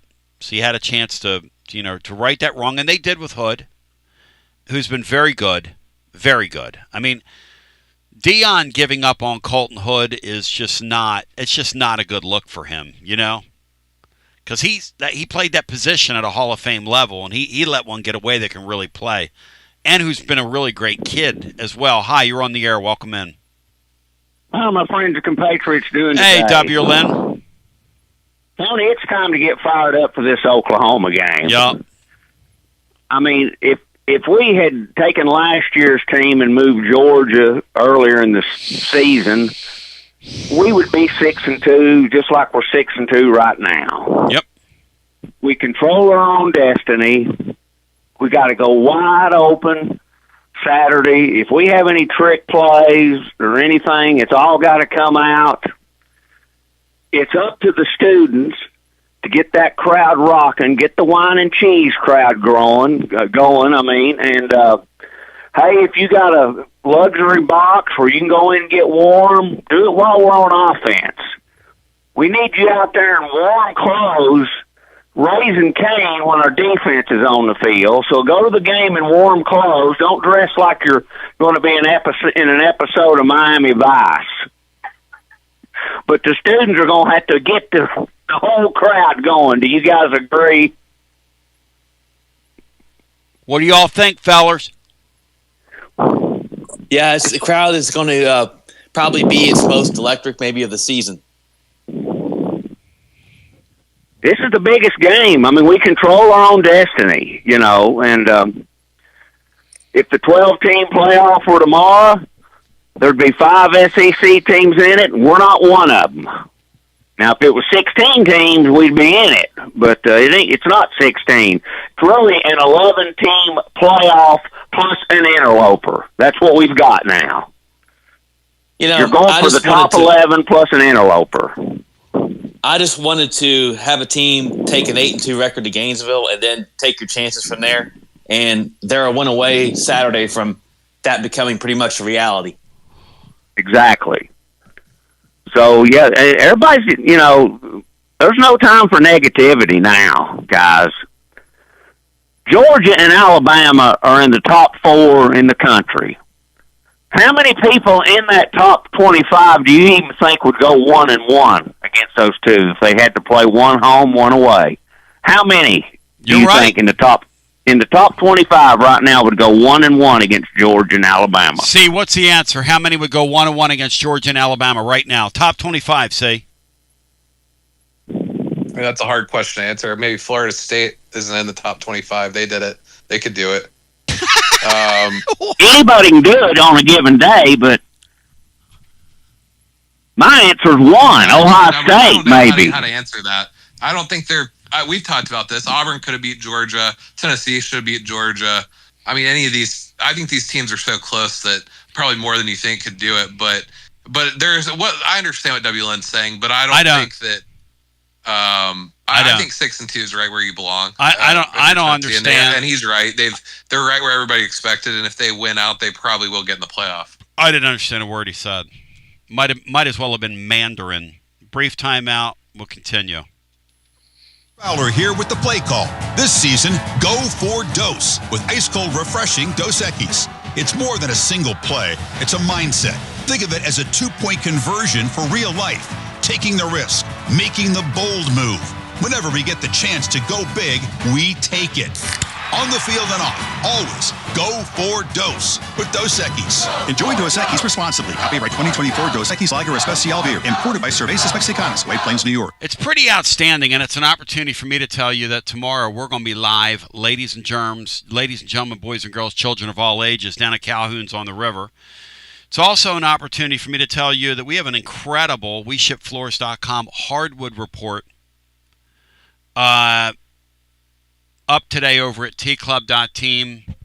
What was learned from the Duke contest, which, was a practice wrapped around a game, but really that's it. And that I want to ask the panel what Indiana would have done when we get into our extra time. What Indiana would have done if they would have played Georgia and played Alabama, this year's Indiana team. Because there are people that believe Indiana would be 0-2 in those two games. That was a golden opportunity to beat a Georgia team that wanted to lose, that Tennessee let slip away. Georgia wanted to lose to us. Alabama down there, it's a different kettle of fish. That's Alabama down there. Man, that Georgia game, wouldn't you love to have a do-over? The playbook with William Patterson's on the way next. He's, again, what I want to tell you, he's outstanding. He's as outstanding as the Toronto Blue Jays, who many people thought would be dead in the water. You know why I love baseball? Because, brother, it ain't over till it's over. It's not over till you get that third out in the ninth inning. And it's not over in a 7-game series till you win 4 of them. And I love the Blue Jays unis. I love the fact that they're up 3-2, and I hope they win it. I hope they close out the Dodgers. But in the meantime, the playbook with William Patterson's on the way next. I'll see you tomorrow at Calhoun's to the radio listener. To the rest of us, we're going to hang around because we need to get a life. Peace. You're listening to FM 105.7 and AM 1340, WKGN Knoxville, and W289CU Knoxville, Fan Run Radio. All right, smart guys. Hey, smart guys. Smart guys. See, what would Indiana have done if they played Georgia and Alabama? What would they have done in that It's TLD 2-game Logistics stretch? Overdrive, Overtime. Don't you dare presented talk by over Kristen. TLD Logistics. Online at tldlogistics.com. Don't you dare talk over Connexial Kristen, who's a total sweetheart. And now let's go to the guys with today's edition of TLD Logistics Overdrive Overtime. You got to keep your head on a swizzle, as Vol Deep says here. Go ahead, C. What would Indiana have done, in your humble opinion? We'll go around the room. Against Alabama and Georgia. I think they would go 1-1, Tony. They'd be favored. If the game is at a neutral site. Are you saying if they played how Tennessee played? Same exact thing Tennessee did. Same exact thing Tennessee did. Yeah, I mean, I think that likely they'd go 1-1. I think Indiana's better than both teams personally. I think they also won on the road at a team better than both teams in Oregon. I think they would go 1-1. I think Ohio State would probably go 2-0 against them, and I think everybody below Ohio State would be, I would expect, from really including Tennessee. I would say if Tennessee played those 2 games again, they should go 1-1. But I'd say everybody from Indiana on down to about 15, 16 in the country. If you played I would expect most of those teams to go 1-1. But obviously, one game any given Saturday, right. Anything can happen. Just incredible. Florida State beat Alabama, but I think most of the time, I think 2 through 16 or so are also even. That 1-1 would make sense for everybody from 2 through 16. I think they're all pretty equal to Alabama. So I would say Indiana would go 1-1 would be my answer. I think they're better than both teams, but I don't think they would win both games. Seabird, Matt Dixon, TGMD, in the house. What you say? Yeah, I agree with C. I think Indiana would go 1-1, probably beat Georgia, especially if you played them early in the year before Stockton kind of has found himself here, which I guess he kind of did against Tennessee, unfortunately. Wow. Yeah, I mean, Indiana would much higher chance of going 2-0 in those games than 0-2, for sure. And Yeah, there's probably. I don't know. I don't know if I'd go to 15 because I just think that Georgia and Bama have that winning culture and kind of that DNA within their program that allows them to win games like they did against Tennessee and like Georgia did against Ole Miss. But I mean, they're certainly not invincible. Either of them. Neither of them are. You know, Matt, that winning culture thing really urinates me off before we get Bry's test. I just go back to last weekend watching two teams. You know, look. All these games are relative, and they're all connected. When you're us, and you're trying to go 10-2, and you're trying to get into a playoff. Boy, it sure would have been nice if Arkansas would have not been a damn loser last week and turned the ball over 4 times in the last 15 minutes of the game, and if Mississippi State was just competently coached. Jeff Lebby runs really good things. They do good things. They were good against us, but man, in winning time. You blow, man. I mean that loss to Florida and Gainesville was atrocious. That bungling from midfield, and then last week, not only do you let Texas return a punt from a guy you have no business punting to on special, you have no business punting that. First of all, you don't have any business punting that ball there.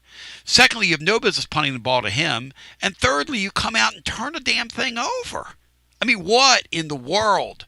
But go ahead, Bry. Signetti and Indiana have Georgia on their home field, third week of the season, and then Alabama in the spot we played them. What's their record, Bry? I think whichever one they play at home, they beat. Whichever one it is, and whoever they played on the road, they'd lose to. They would lose in Tuscaloosa, they'd lose in Athens, but they would beat either team in Bloomington. Exactly. And one thing about that Mississippi State ending, the overtime possession they had after Texas scored, that ended on their end of the field. Keep in mind, you start at the 25-yard at your opponent's 25. What I mean? And it ended on their end of the field. I don't know how that happens. Before we go to the phones, see, what are your degenerates? No offense.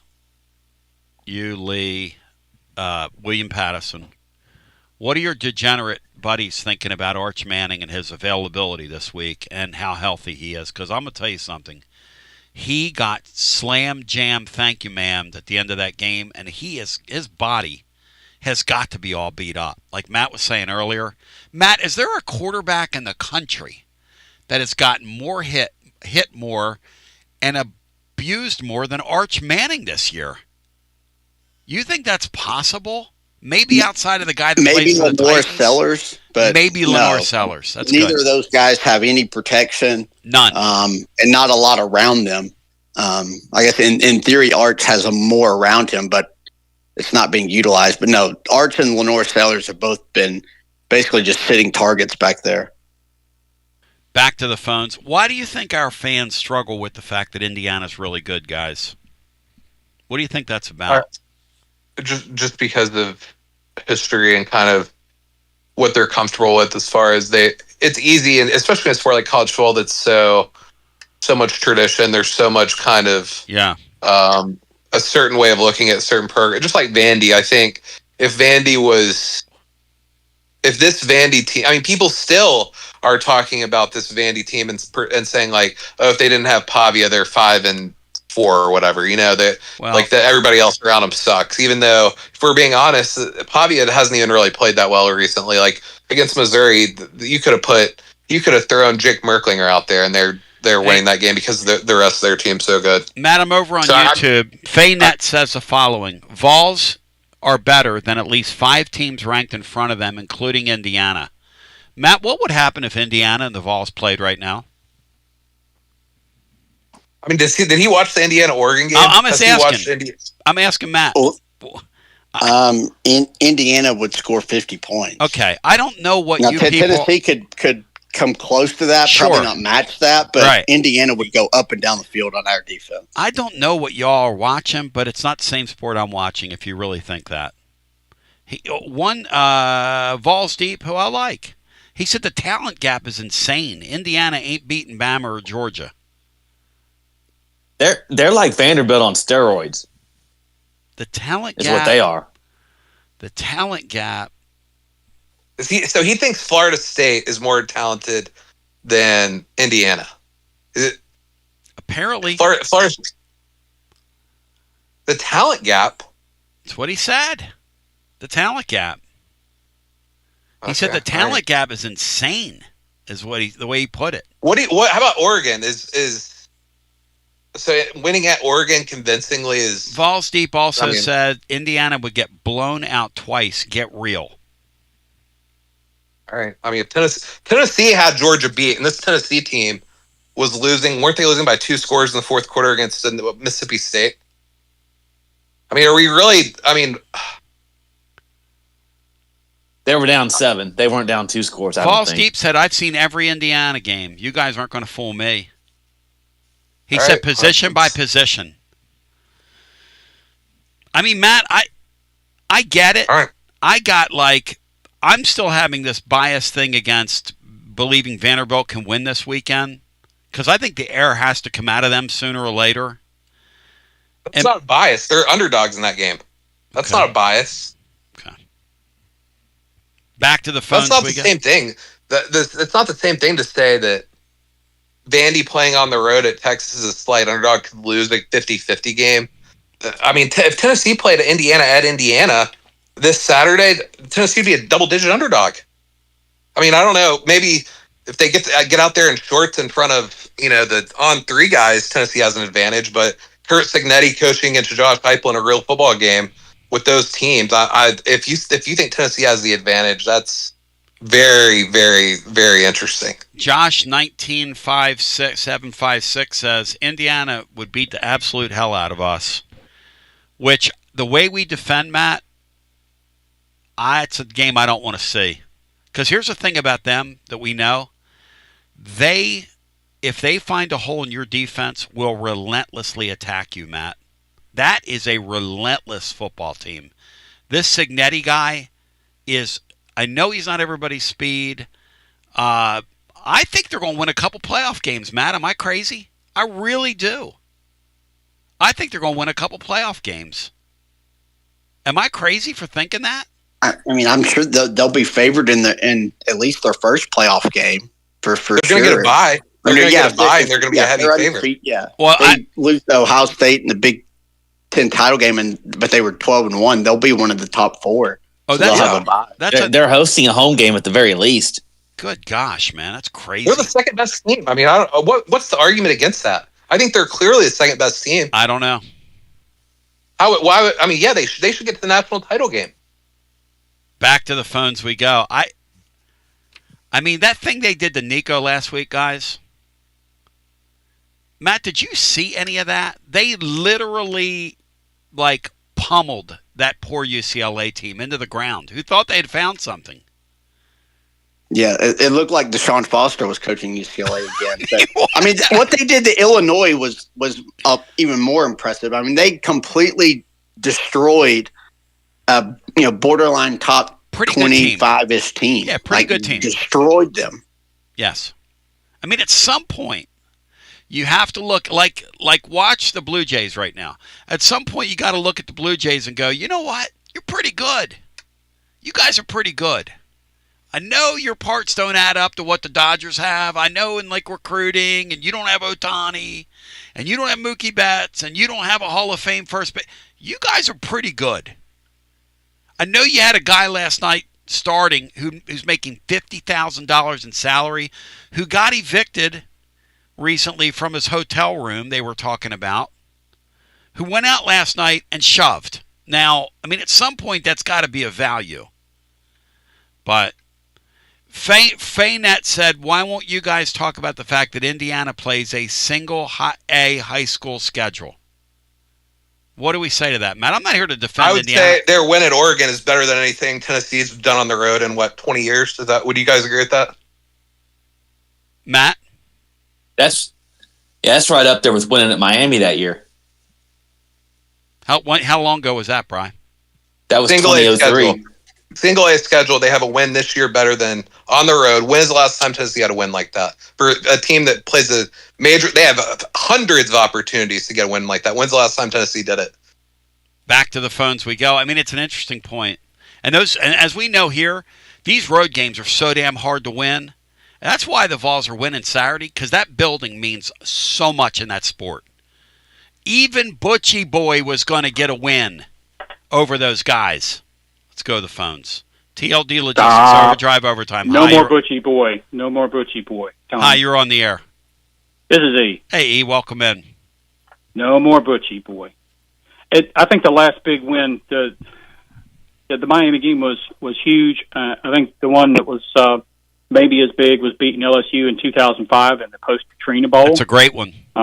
Which was crazy. Yeah, that game was absolutely crazy. We went from Eric Ainge to Rick Clausen and enter your quarterback controversy for 2005. But, LSU is, I texted you this, the last LSU coach to not win a national championship before Brian Kelly was Jerry DiNardo. Think about that for a second. That's crazy. Say that again? And Brian Kelly couldn't do it. He didn't even get in the playoffs. Playoffs? Matt, how did Brian Kelly do that down there? Just manage to not get into 2 12-team playoffs with all that talent there? Because he won 10 games every year at Notre Dame. This makes no sense that he wasn't able to move the bar at all there, Matt. Yeah, well, he made awful hires on his coaching staff, especially initially. And there was a lot of already in place people at LSU that were just key to all their success that he kind of got rid of, or that he basically fired. The strength coach was the one that got all talked about last week, but they had some really good kind of in-state and local recruiters that he just let go. Just really, really odd. All the advantages that LSU had built in that he could have just inherited, he kind of got rid of at the start, and then he hired a terrible staff. And that obviously caught up to him. Yeah, and didn't Jaden Daniels win the Heisman? I mean, that's crazy. Think about that, guys. He had Jaden Daniels there. Yeah, how do you do that? And didn't move the bar. Didn't even get into the. Now back then it was a 14 playoff, right? Yeah. The Daniels year, because the Daniels team, Daniels team would have qualified for the playoffs or no under today's system? Yeah, or no? because they made Atlanta that year, I believe. Yeah, they would have qualified. Okay. They did. Yeah. Wow. It's a crazy world, man. It's I'm still trying to wrap my brain around Indiana sitting there playing for a bye in the college football playoff, which they do play in a softer league, and typically when the SEC meets up with the Big Ten, it doesn't go well for the Big Ten. But it's not quite the same anymore. You don't have world domination going on from the likes of Georgia or Alabama or anybody else. You just don't have that. And now we're tracking. We could be in a situation at the year's end where Tennessee's just hoping to spoil Vanderbilt's season. We're in opposite world. It is crazy as hell, Tom. Yeah, Kelly's out of a job. Kelly's out of a job before November. James Franklin's out of a job before November. Clemson's eliminated before November. Texas, if Vanderbilt beats them this weekend, they're going to be on life support before November, or right at the beginning of November. I mean, this is crazy, y'all. You're right. What we need now, Tone, we need something to lighten the mood. We need a reverse college football playoff. Every team that has fired a coach gets a chance to get in. So that means you've already got a good field, right?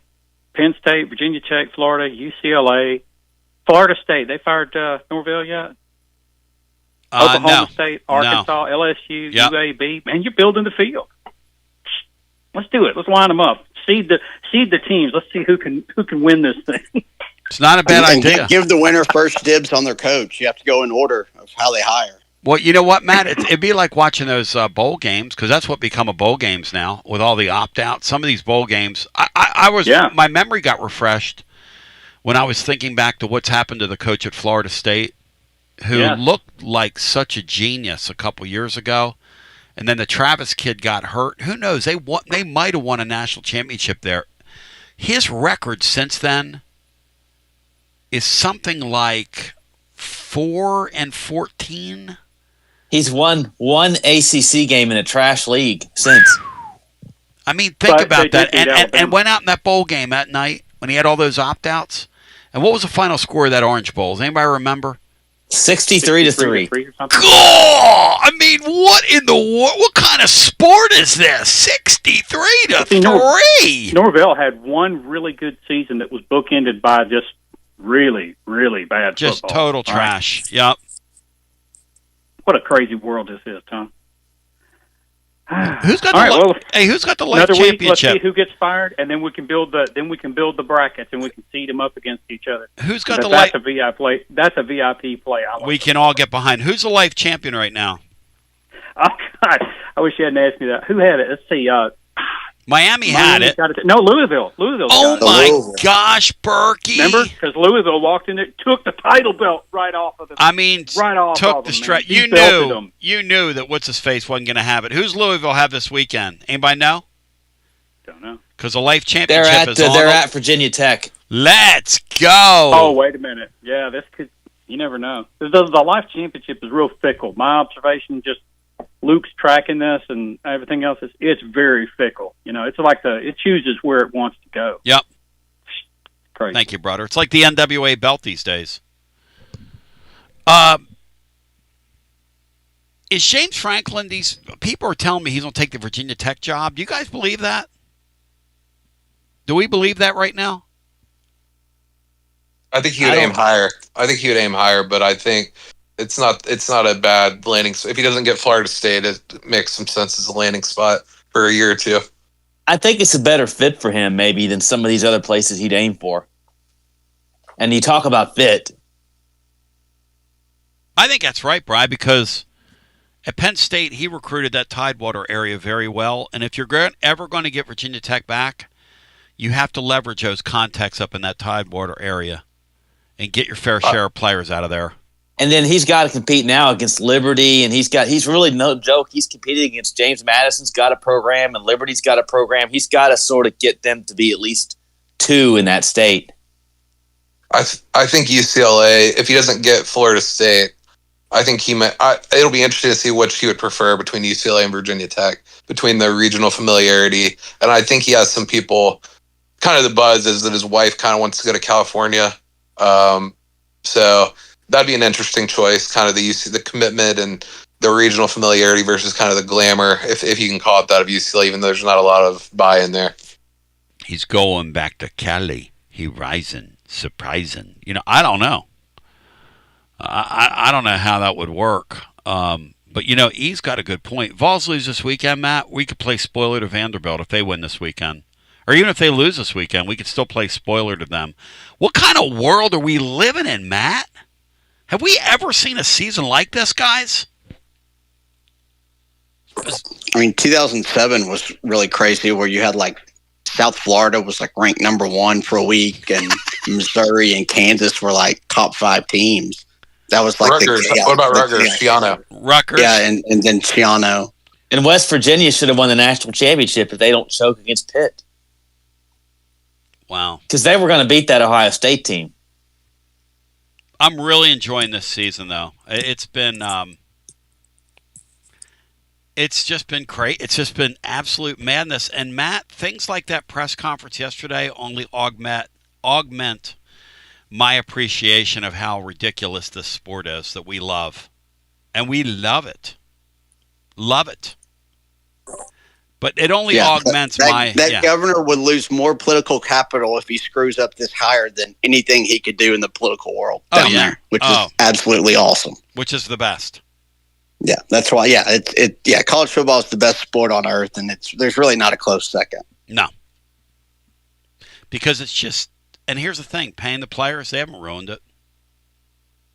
If anything, it's just made it crazier. And the other thing is, like, there's a guy that keeps asking me in this chat over here on YouTube, who would you rather have, Heupel or Elko? I don't know. I'll tell you this. And Brian said it earlier. I'm glad Tennessee's got a stable program right now, Because when you have stability, they're going to be, before this thing's over, 25 to 30 openings at pretty good schools. That's going to happen because the chain reaction from these people filling these jobs are going to come from pretty good jobs. And if you think about it, if that's 25 teams and you're the Vols and you're doing your due diligence and you identify 2 or 3 to 4 players per team, that's a pool of 100 players to pull from that you should be able to get 8 to 10 defensive players for next year out of. Because you're losing a lot on your defensive line. The Perlotti guy looks like somebody you can keep. The Redmond guy looks like somebody you can keep. You got to rework your defense, and you've got to start thinking in those terms. You have got to start thinking in those terms. Unless I'm sadly mistaken, guys. But, Matt, if I were the Vols, I'd be doing that. I'd be making me a grocery list off these other teams. Why wouldn't you take advantage of their instability, Matt? Yeah, well, I mean, you should already have people in the building doing a lot of that. Yeah. But, yeah, maybe take a little bit extra look at teams that are making coaching changes for sure, yeah. And then speculating, okay? Texas State's going to open. This guy over here is going to open. Drink a fifth. Might go over here. Blah, blah, blah. Is there anybody on that? Missouri. I tell you what, that freshman quarterback from Missouri is a kid that's going to make some money for somebody, Matt, because I saw a guy that can play a little bit. Now, we thought the same thing about DJ Lagway last year. I don't know if it's Lagway so much as he's all beat to hell, or if it was Lagway in a really bad offense. I guess we're not going to know that, Matt, are we? We'll see a little bit this weekend. I mean, it's obviously a little bit of both. He plays in a very conservative, run-heavy, play-action-based offense that had a bad play caller. Yes. And he obviously wasn't, he didn't practice all offseason and didn't even throw all offseason. Yes. It was almost impossible for him to just be good this year, especially with what he's got around him and just the circumstances. He was almost never going to succeed. Heupel seems like a lesson learner, Matt. I think if Heupel had a chance to do the Boo Carter thing all over again, he would have told him adios and listened to his team. Same with Nico. He would have told Nico adios in December. I want to believe that. Well, yeah, because Boo Carter hadn't really helped you in any kind of positive way. Such a bad player. And he's actually regressed from last year the guy's takes plays off. Bad and player. If he gets beat, he can take the whole summer off. And he's just he has no clue what he's doing out there in zone coverage. Bad player. Let's just call that what it is. I mean, the guy's a bad football player, Matt. And kind of a divisive guy, however you want to use that term. He's talented, but he's a bad player. He's not good. He's you can be talented but not good. Oh, I mean, look at me.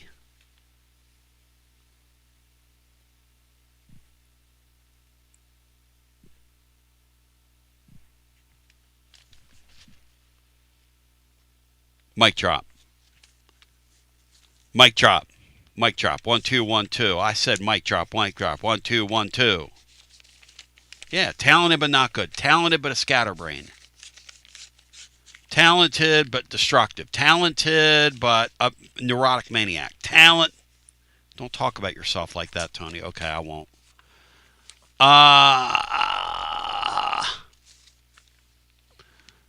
Okay, Justin Kofer says Drink a Fifth is a fraud. Matt, you agree? Drink a Fifth a fraud, or is he a pretty good coach? What is he? He's an okay, above average coach.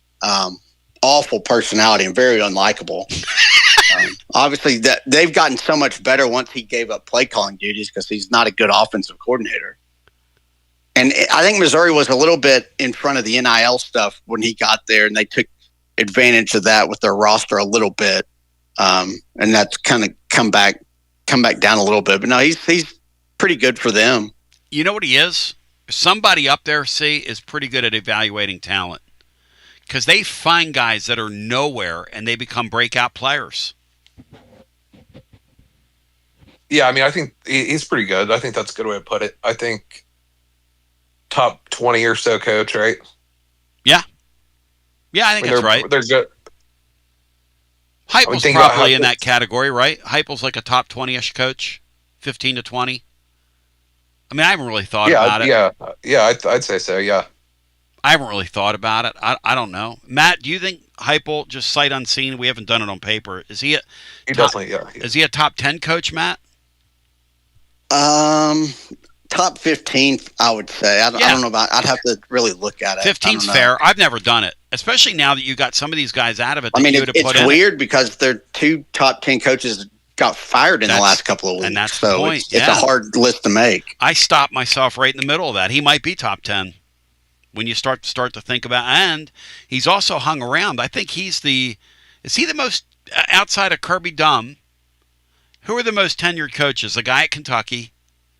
He's up there because they don't care enough. Who else in the league? I think him and Beamer were hired the same year. Beamer. Dimmock's been at Missouri since COVID because he got boat raced by Pruitt. I think there was a slew of new hires right there around 2020, 2021, and I think that they're pretty much those two are the only ones longer than those that came around 2020. That is just.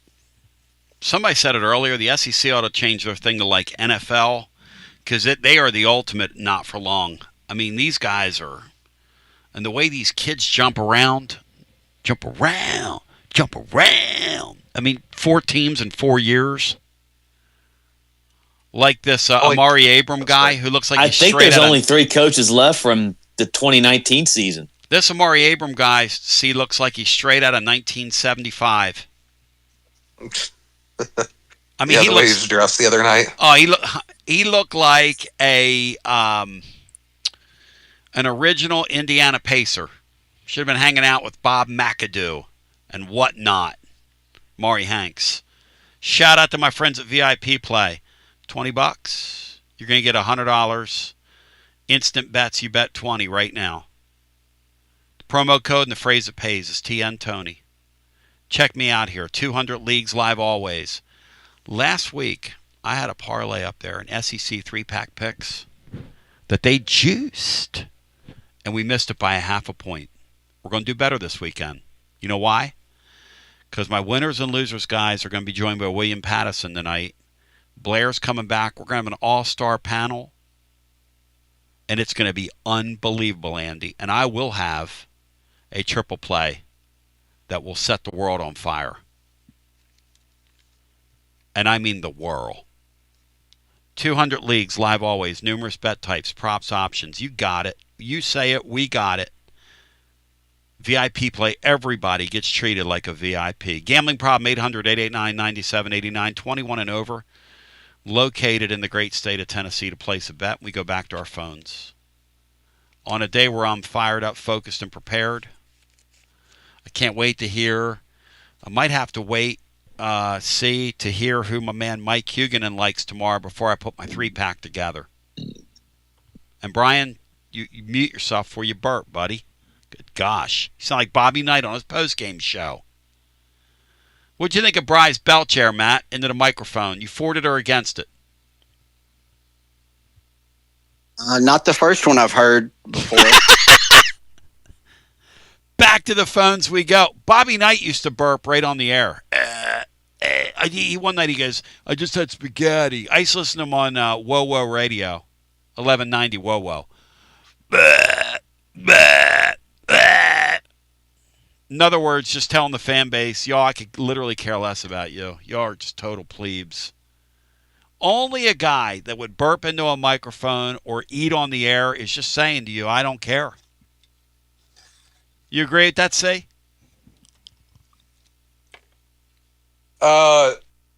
Is John Adams there today to ask you about your lunch, Tony? Back to the phones we go. Apparently not, because I haven't been asked about my lunch, which I don't have in front of me. I'm down here having a sugar drop for the ages. Hello and welcome in. You're on the air. What's up, everyone? It's Music City Sam. Hey, Sammy. TLD Logistics Overdrive Overtime. You're on the air. Happy to be here. Something over the last maybe week or so, a lot of talk about 10-2. Is it good enough? Is this schedule, this one's hard, this one's not hard? I don't think in this era of football you can evaluate what someone's actual schedule was until the season's over, because so much craziness happens. I just don't think you can. It's so hard to say that, oh, they play a tougher schedule than we do, and then at the end of the year, half the teams that may have been harder on paper don't have coaches. So it's just crazy. I kind of love it because you really don't know until it's all said and done. You didn't know Vandy would be we thought they were one of the 4 easiest teams on the schedule, and look at them. They might have one loss coming in. Exactly. I mean, we beat Arkansas by 3, and the only undefeated SEC team left beat them by 3. It's so hard to say this team's better than the other. The parity and the closeness of teams is so much better than it's been, and I think it's great for the sport. What you think, C? Yeah, I mean, I think all these teams, especially in the SEC, there's not much difference. I mean, Tennessee, like Sam said, I don't think they really could have lost to Arkansas. It was kind of like the A&M Arkansas game.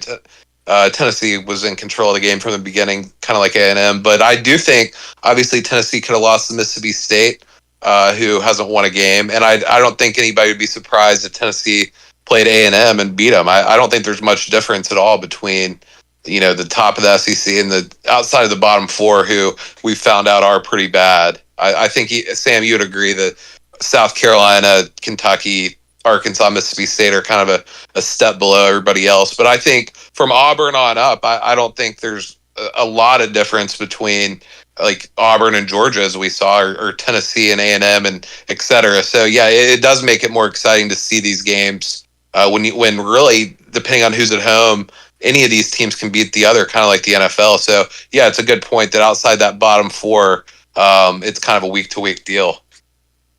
Yeah, and South Carolina just took Alabama down to the No, you're right. Yeah, that's a good point. And then those teams really have to use so much context when you analyze. For instance, Oklahoma's got a great defense. Someone could say that based on the numbers. But then you look at half of their sacks came against South Carolina and Auburn, which are the two. They're both ranked 130 in sacks allowed as offensive line. It's all a context. And they finally played an offense last week, and they gave up 450 yards. But so for this game, Tennessee-Oklahoma, I don't think Oklahoma will be able to stop our offense if we don't do the dumb stuff. And I'm glad Adam Sparks earlier brought up the shuffling of the offensive line, because I didn't mention it on the postgame of Alabama because I was just so pissed off. But every time I looked down, it seemed like a different number was at a different position. And I'm thinking to myself, why would you do that on the road against Alabama? It was the dumbest thing I've ever seen.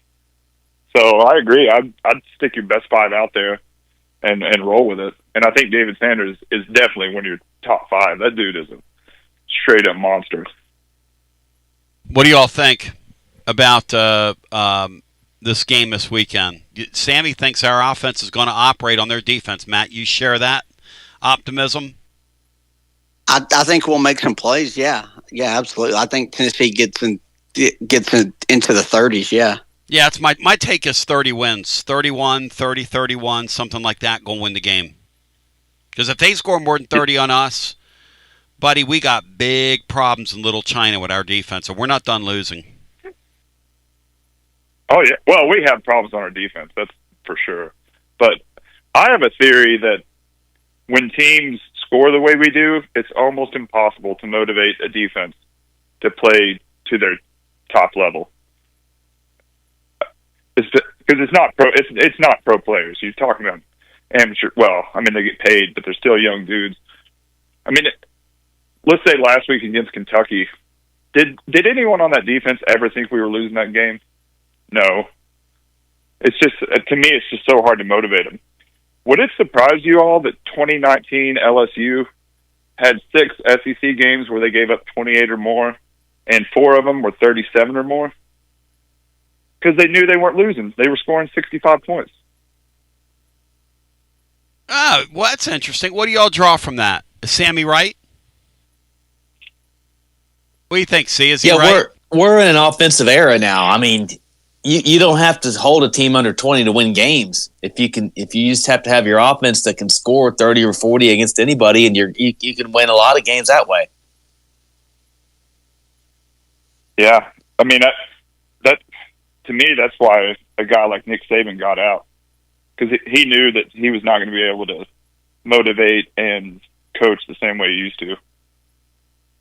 It's an interesting time. If you score 50 points and the dude's making $200,000 and he's thinking, well, I'm not going to get hurt this game, so we hold him to 10 points. Who cares if it's 10 or 20? We still win by, I know one thing. 30 points. Boo Carter went hard last week. Say what you want, man, but he went hard. Oh, yeah, he went hard. Yeah, he was thinking about all those edibles he can buy in Colorado. God, you can't. No, come on now. Sammy, thank you for the call. Let's go back to our phones. TLD Logistics Overdrive Overtime presented by our friends at TLD Logistics online, tldlogistics.com. Whatever your shipping needs, they've got you covered from coast to coast. Also have a great brokerage division. And if you're looking for employment, they're looking for you. Back to the phones we go if you are in that industry. Hello and welcome in. You're on the air. Hey, Tony. Hey, guys. How's everybody? Hey, Greg. Welcome in. Hey, I think this game coming up is going to be a tough game. I'm leaning toward Tennessee winning the game. It will be close, though, but I think the atmosphere is going to pull us through. Let me ask you guys a question that's not been talked about any that I've heard. Is all these coaches that are being ousted, all these places, is what have you done for me lately? Brian Kelly had a good record, at LSU. I think 30 in the teens in the losses. Yep. I believe that was right. Yep. It wasn't because of that, but I'm a Tennessee fan. Been one a long time. Remembered those great years where we were there at the top, being talked about the SEC championship every year. Of course, I know that can't stay that way year in and year out for centuries, but or decades, whatever. But my question is to you guys: how much longer? And I'm playing the bad cop, so to speak. How much longer are these dedicated Tennessee fans going to cheer on their coaching staff and never get in the mix and the talk nationwide as a competitor for a championship and go to the bowl games and win 9 games with a bowl win or 10 games with a bowl win?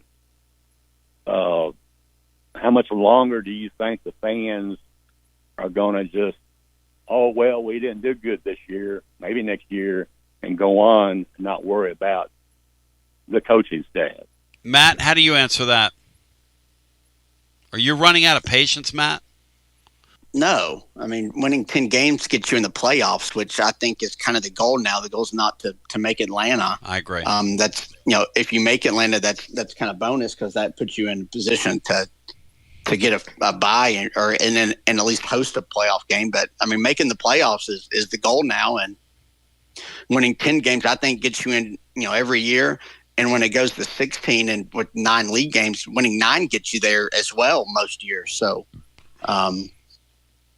I just, the SEC championships, they used to be really, really important, and I wish we could still value them, but they've become meaningless now, unfortunately. Almost like winning the conference tournament in basketball.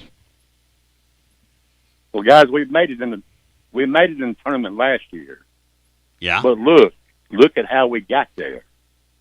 I mean, we got there, then we were, so to speak, on the end and had to go to Ohio State and get stoned. But, Greg, we weren't That's seated. not where we want to be. But, Greg, we weren't seated the way we should have been seated, though. Well, I mean, that's fair. what happened, though, guys. I understand that's I'm what just happened. saying what happened. But it wasn't You know, fair. that's not what we want. Oh, God. What about if they go to the playoff again this year, Greg? Then what? Is it what you want? Okay, that's great. That's great. That's what I'm saying. I want to be up at the top of the SEC like we normally were years and years and years when we had better players and we're beginning. You know, you talked about Eiffel not recruiting, defensive guys not recruiting. That's what's happening. How much longer do you think that's going to hold up? I want to win the world championship every year and wake up with six-pack abs. Unfortunately, none of that's going to happen. I'd say we have a pretty good program right now.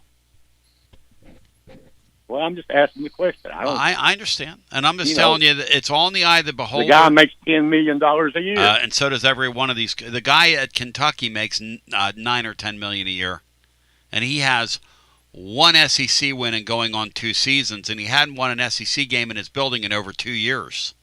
So I'd say we're getting a pretty good bang for our buck based on that logic. You're comparing Tennessee to Kentucky. Oh, give me a break, man. Well, I mean, it wasn't too long ago. They can't get much better up there. I mean, look at it, you know, oranges to oranges. Kentucky can't compete with Tennessee's success they've had. I mean, but anyway, I'm just asking the question. I'm all for the Volunteers, baby. I'm looking for them to be in the playoffs again like everybody else. Greg, thank you. You are like you're turning Nega Dave on me here. Can we start calling him Nega Greg? Matt? Well, he was just asking the question. He didn't say that's his stance. I mean, it obviously feels that way, but there's only one Dave. What do you mean it wasn't? Of course it was a stance. Well, yeah, but he's just asking the question, Tom. There's only one Dave. I'm only Nega Dave out there. Brian, you like Nega Dave? We should fire Apple right now. Right now. C, letter grade on Brian's Nega Dave impersonation. That's not bad, Brian. Is that a new one, Brian? Is this the first time you've broken that out, Brian? I think so, yes. I like it better. I think it's not quite as good as Colombo, but I do think it's better than Florida. Man, I love me some Colombo. I think it's the second best impersonate. What other ones do you have up? How about Mike Griffith, Brian? Can we hear a little Mike? Come on, man. I'd hire John Chavis as head coach, man. He needs to be head coach somewhere, man. Chief. Hello and welcome into our next call. You're on the air. Hey, Tony. What's going on, man? Where he is. Hey, buddy. I heard y'all talking about Franklin and Virginia Tech earlier. Yep. Well, I kind of live up here amongst these chicken farmers. Lay it on me. The inside baseball is, which has been already been reported, they're raising their football budget by like $70 million a year. Mm-hmm. Several of my friends are season ticket holders. Mm-hmm. One of them works for Steve Johnson, who's a huge businessman up here in Bristol that played at Tech, played in the NFL, big booster. And they're tired of losing. And the deal is they feel like the ACC's days are numbered, that there's going to be a consolidation of these conferences, and they don't want to be the next West Virginia on the outside looking in. They're making major investments in their NIL and the whole program. So I think Franklin's a perfect hire for them. He's going to recruit D.C., Baltimore, Richmond, Tidewater, New Jersey, Southeastern Pennsylvania. I mean, it'd be a home run. Is he going to do it?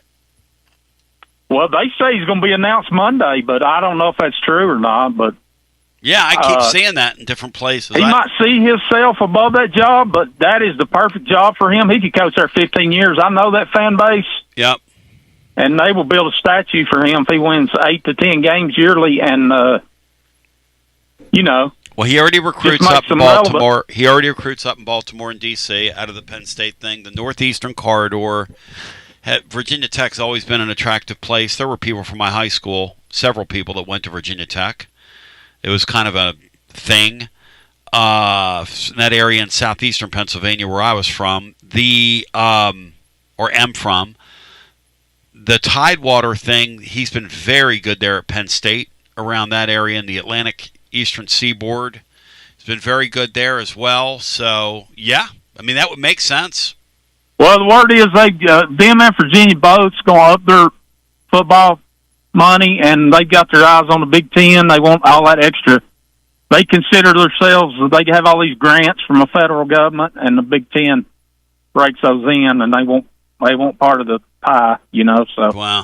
I don't know. But, hey, I heard Sparks, and he talked about a Michigan who can't throw the football. Yep.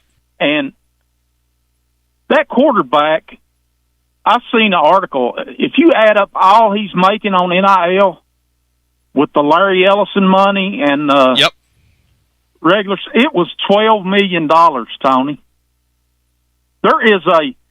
Has any of these highly ranked quarterbacks turned into a serviceable player? I mean, it seems like we're going down this road again. Will this Faison Brandon be the first, or is this just another swing and miss? See, the kid at Michigan, going to be a good player in time? What do you think? Because obviously he's a true freshman right now.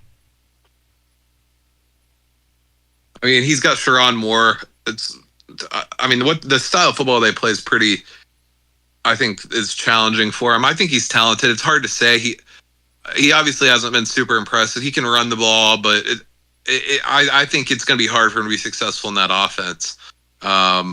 It's just, it's not really an offense that I think is designed to really show off a quarterback's ability. They have good running backs, not great players on the outside.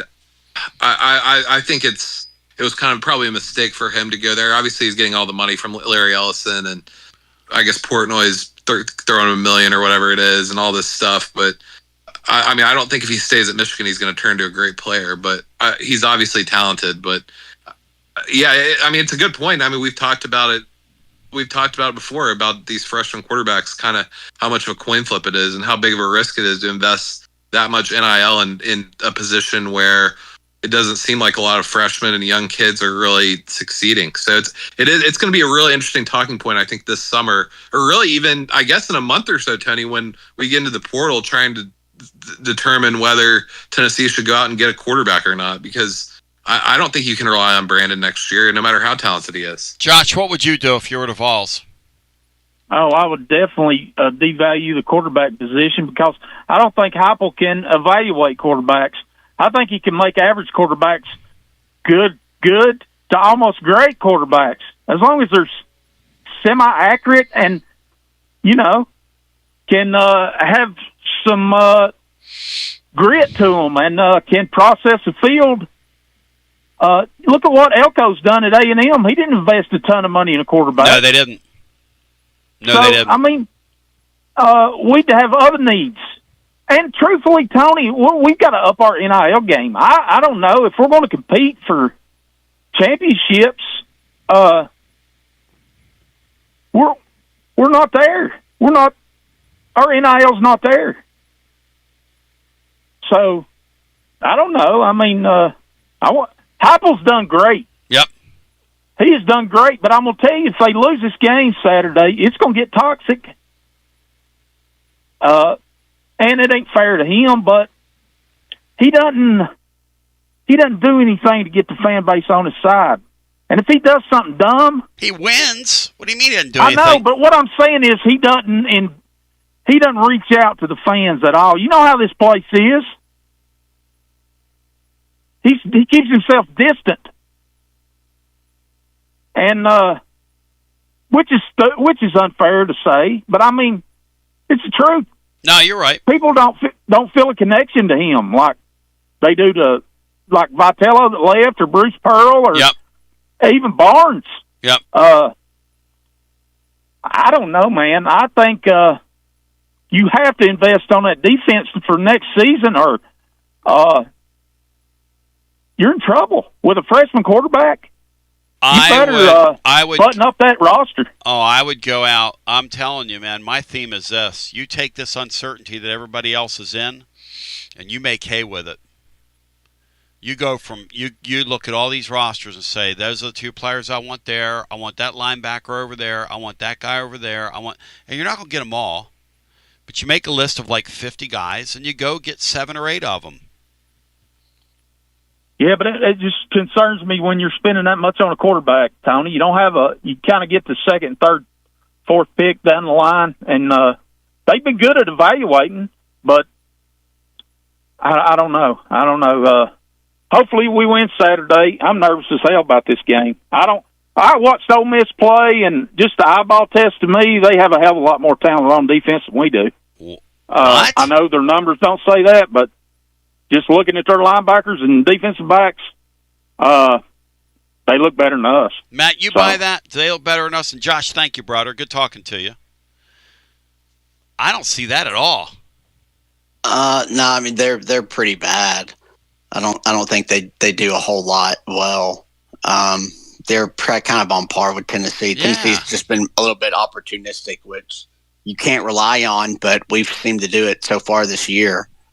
The one thing I think that separates Ole Miss is Chambliss is really good at avoiding sacks and kind of scrambling and making things happen. He's a lot more mobile than Aguilar is, and he made a lot of plays with his legs on Saturday that I'm not sure Aguilar can make if he gets pressured. You boys are incredible. Any final thoughts here on the way out, guys? As far as roster construction goes, yeah, you have probably one guy or two guys that you might spend a lot of money on, but really you build your team around the rest of the roster. It's kind of like late draft picks in the NFL. You're gonna how your team goes is how the rest of the roster is constructed and how those kids pan out. I think if enough really of them well pan put. out, you've got something. I think that's really well put. Yep. It's almost like in recruiting, you need some of those 3-star guys to come alive. You need to be a good evaler. Hey, the guy, whoever Missouri has doing their evals, they find football players. They find players there. Division II, 1AA. I mean, Drinkoff's been good at that. Finding ball players. Matt, thank you. Really incredible, guys. A lot of fun today. See y'all tonight. See you, see. And TGMD and Bry. My name's Tony B. I hope you have a great one. I love you. My pizza's cooking upstairs. You know why? Because I went upstairs and made it myself during this hour. You know what that's called? Multitasking. We love you. Peace. See you tomorrow at Calhoun's. We love you.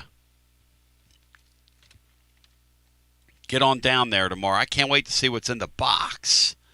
The big box.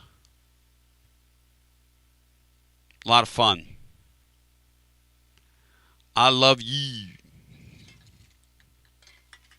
I love you. Tony Vols' press conference is going on right now as we speak. We will not be carrying that live, in case you're wondering. Although I do wish Tony well. You wish Tony well. We all wish Tony well. Never be forgotten by the living fan. Let's see here. Let's see. Another award-winning, thought-provoking, action-packed edition of the Tony Basilio Show is coming up next. Tips are always appreciated here at TonyBasilio.com, home of the Tony Basilio Show.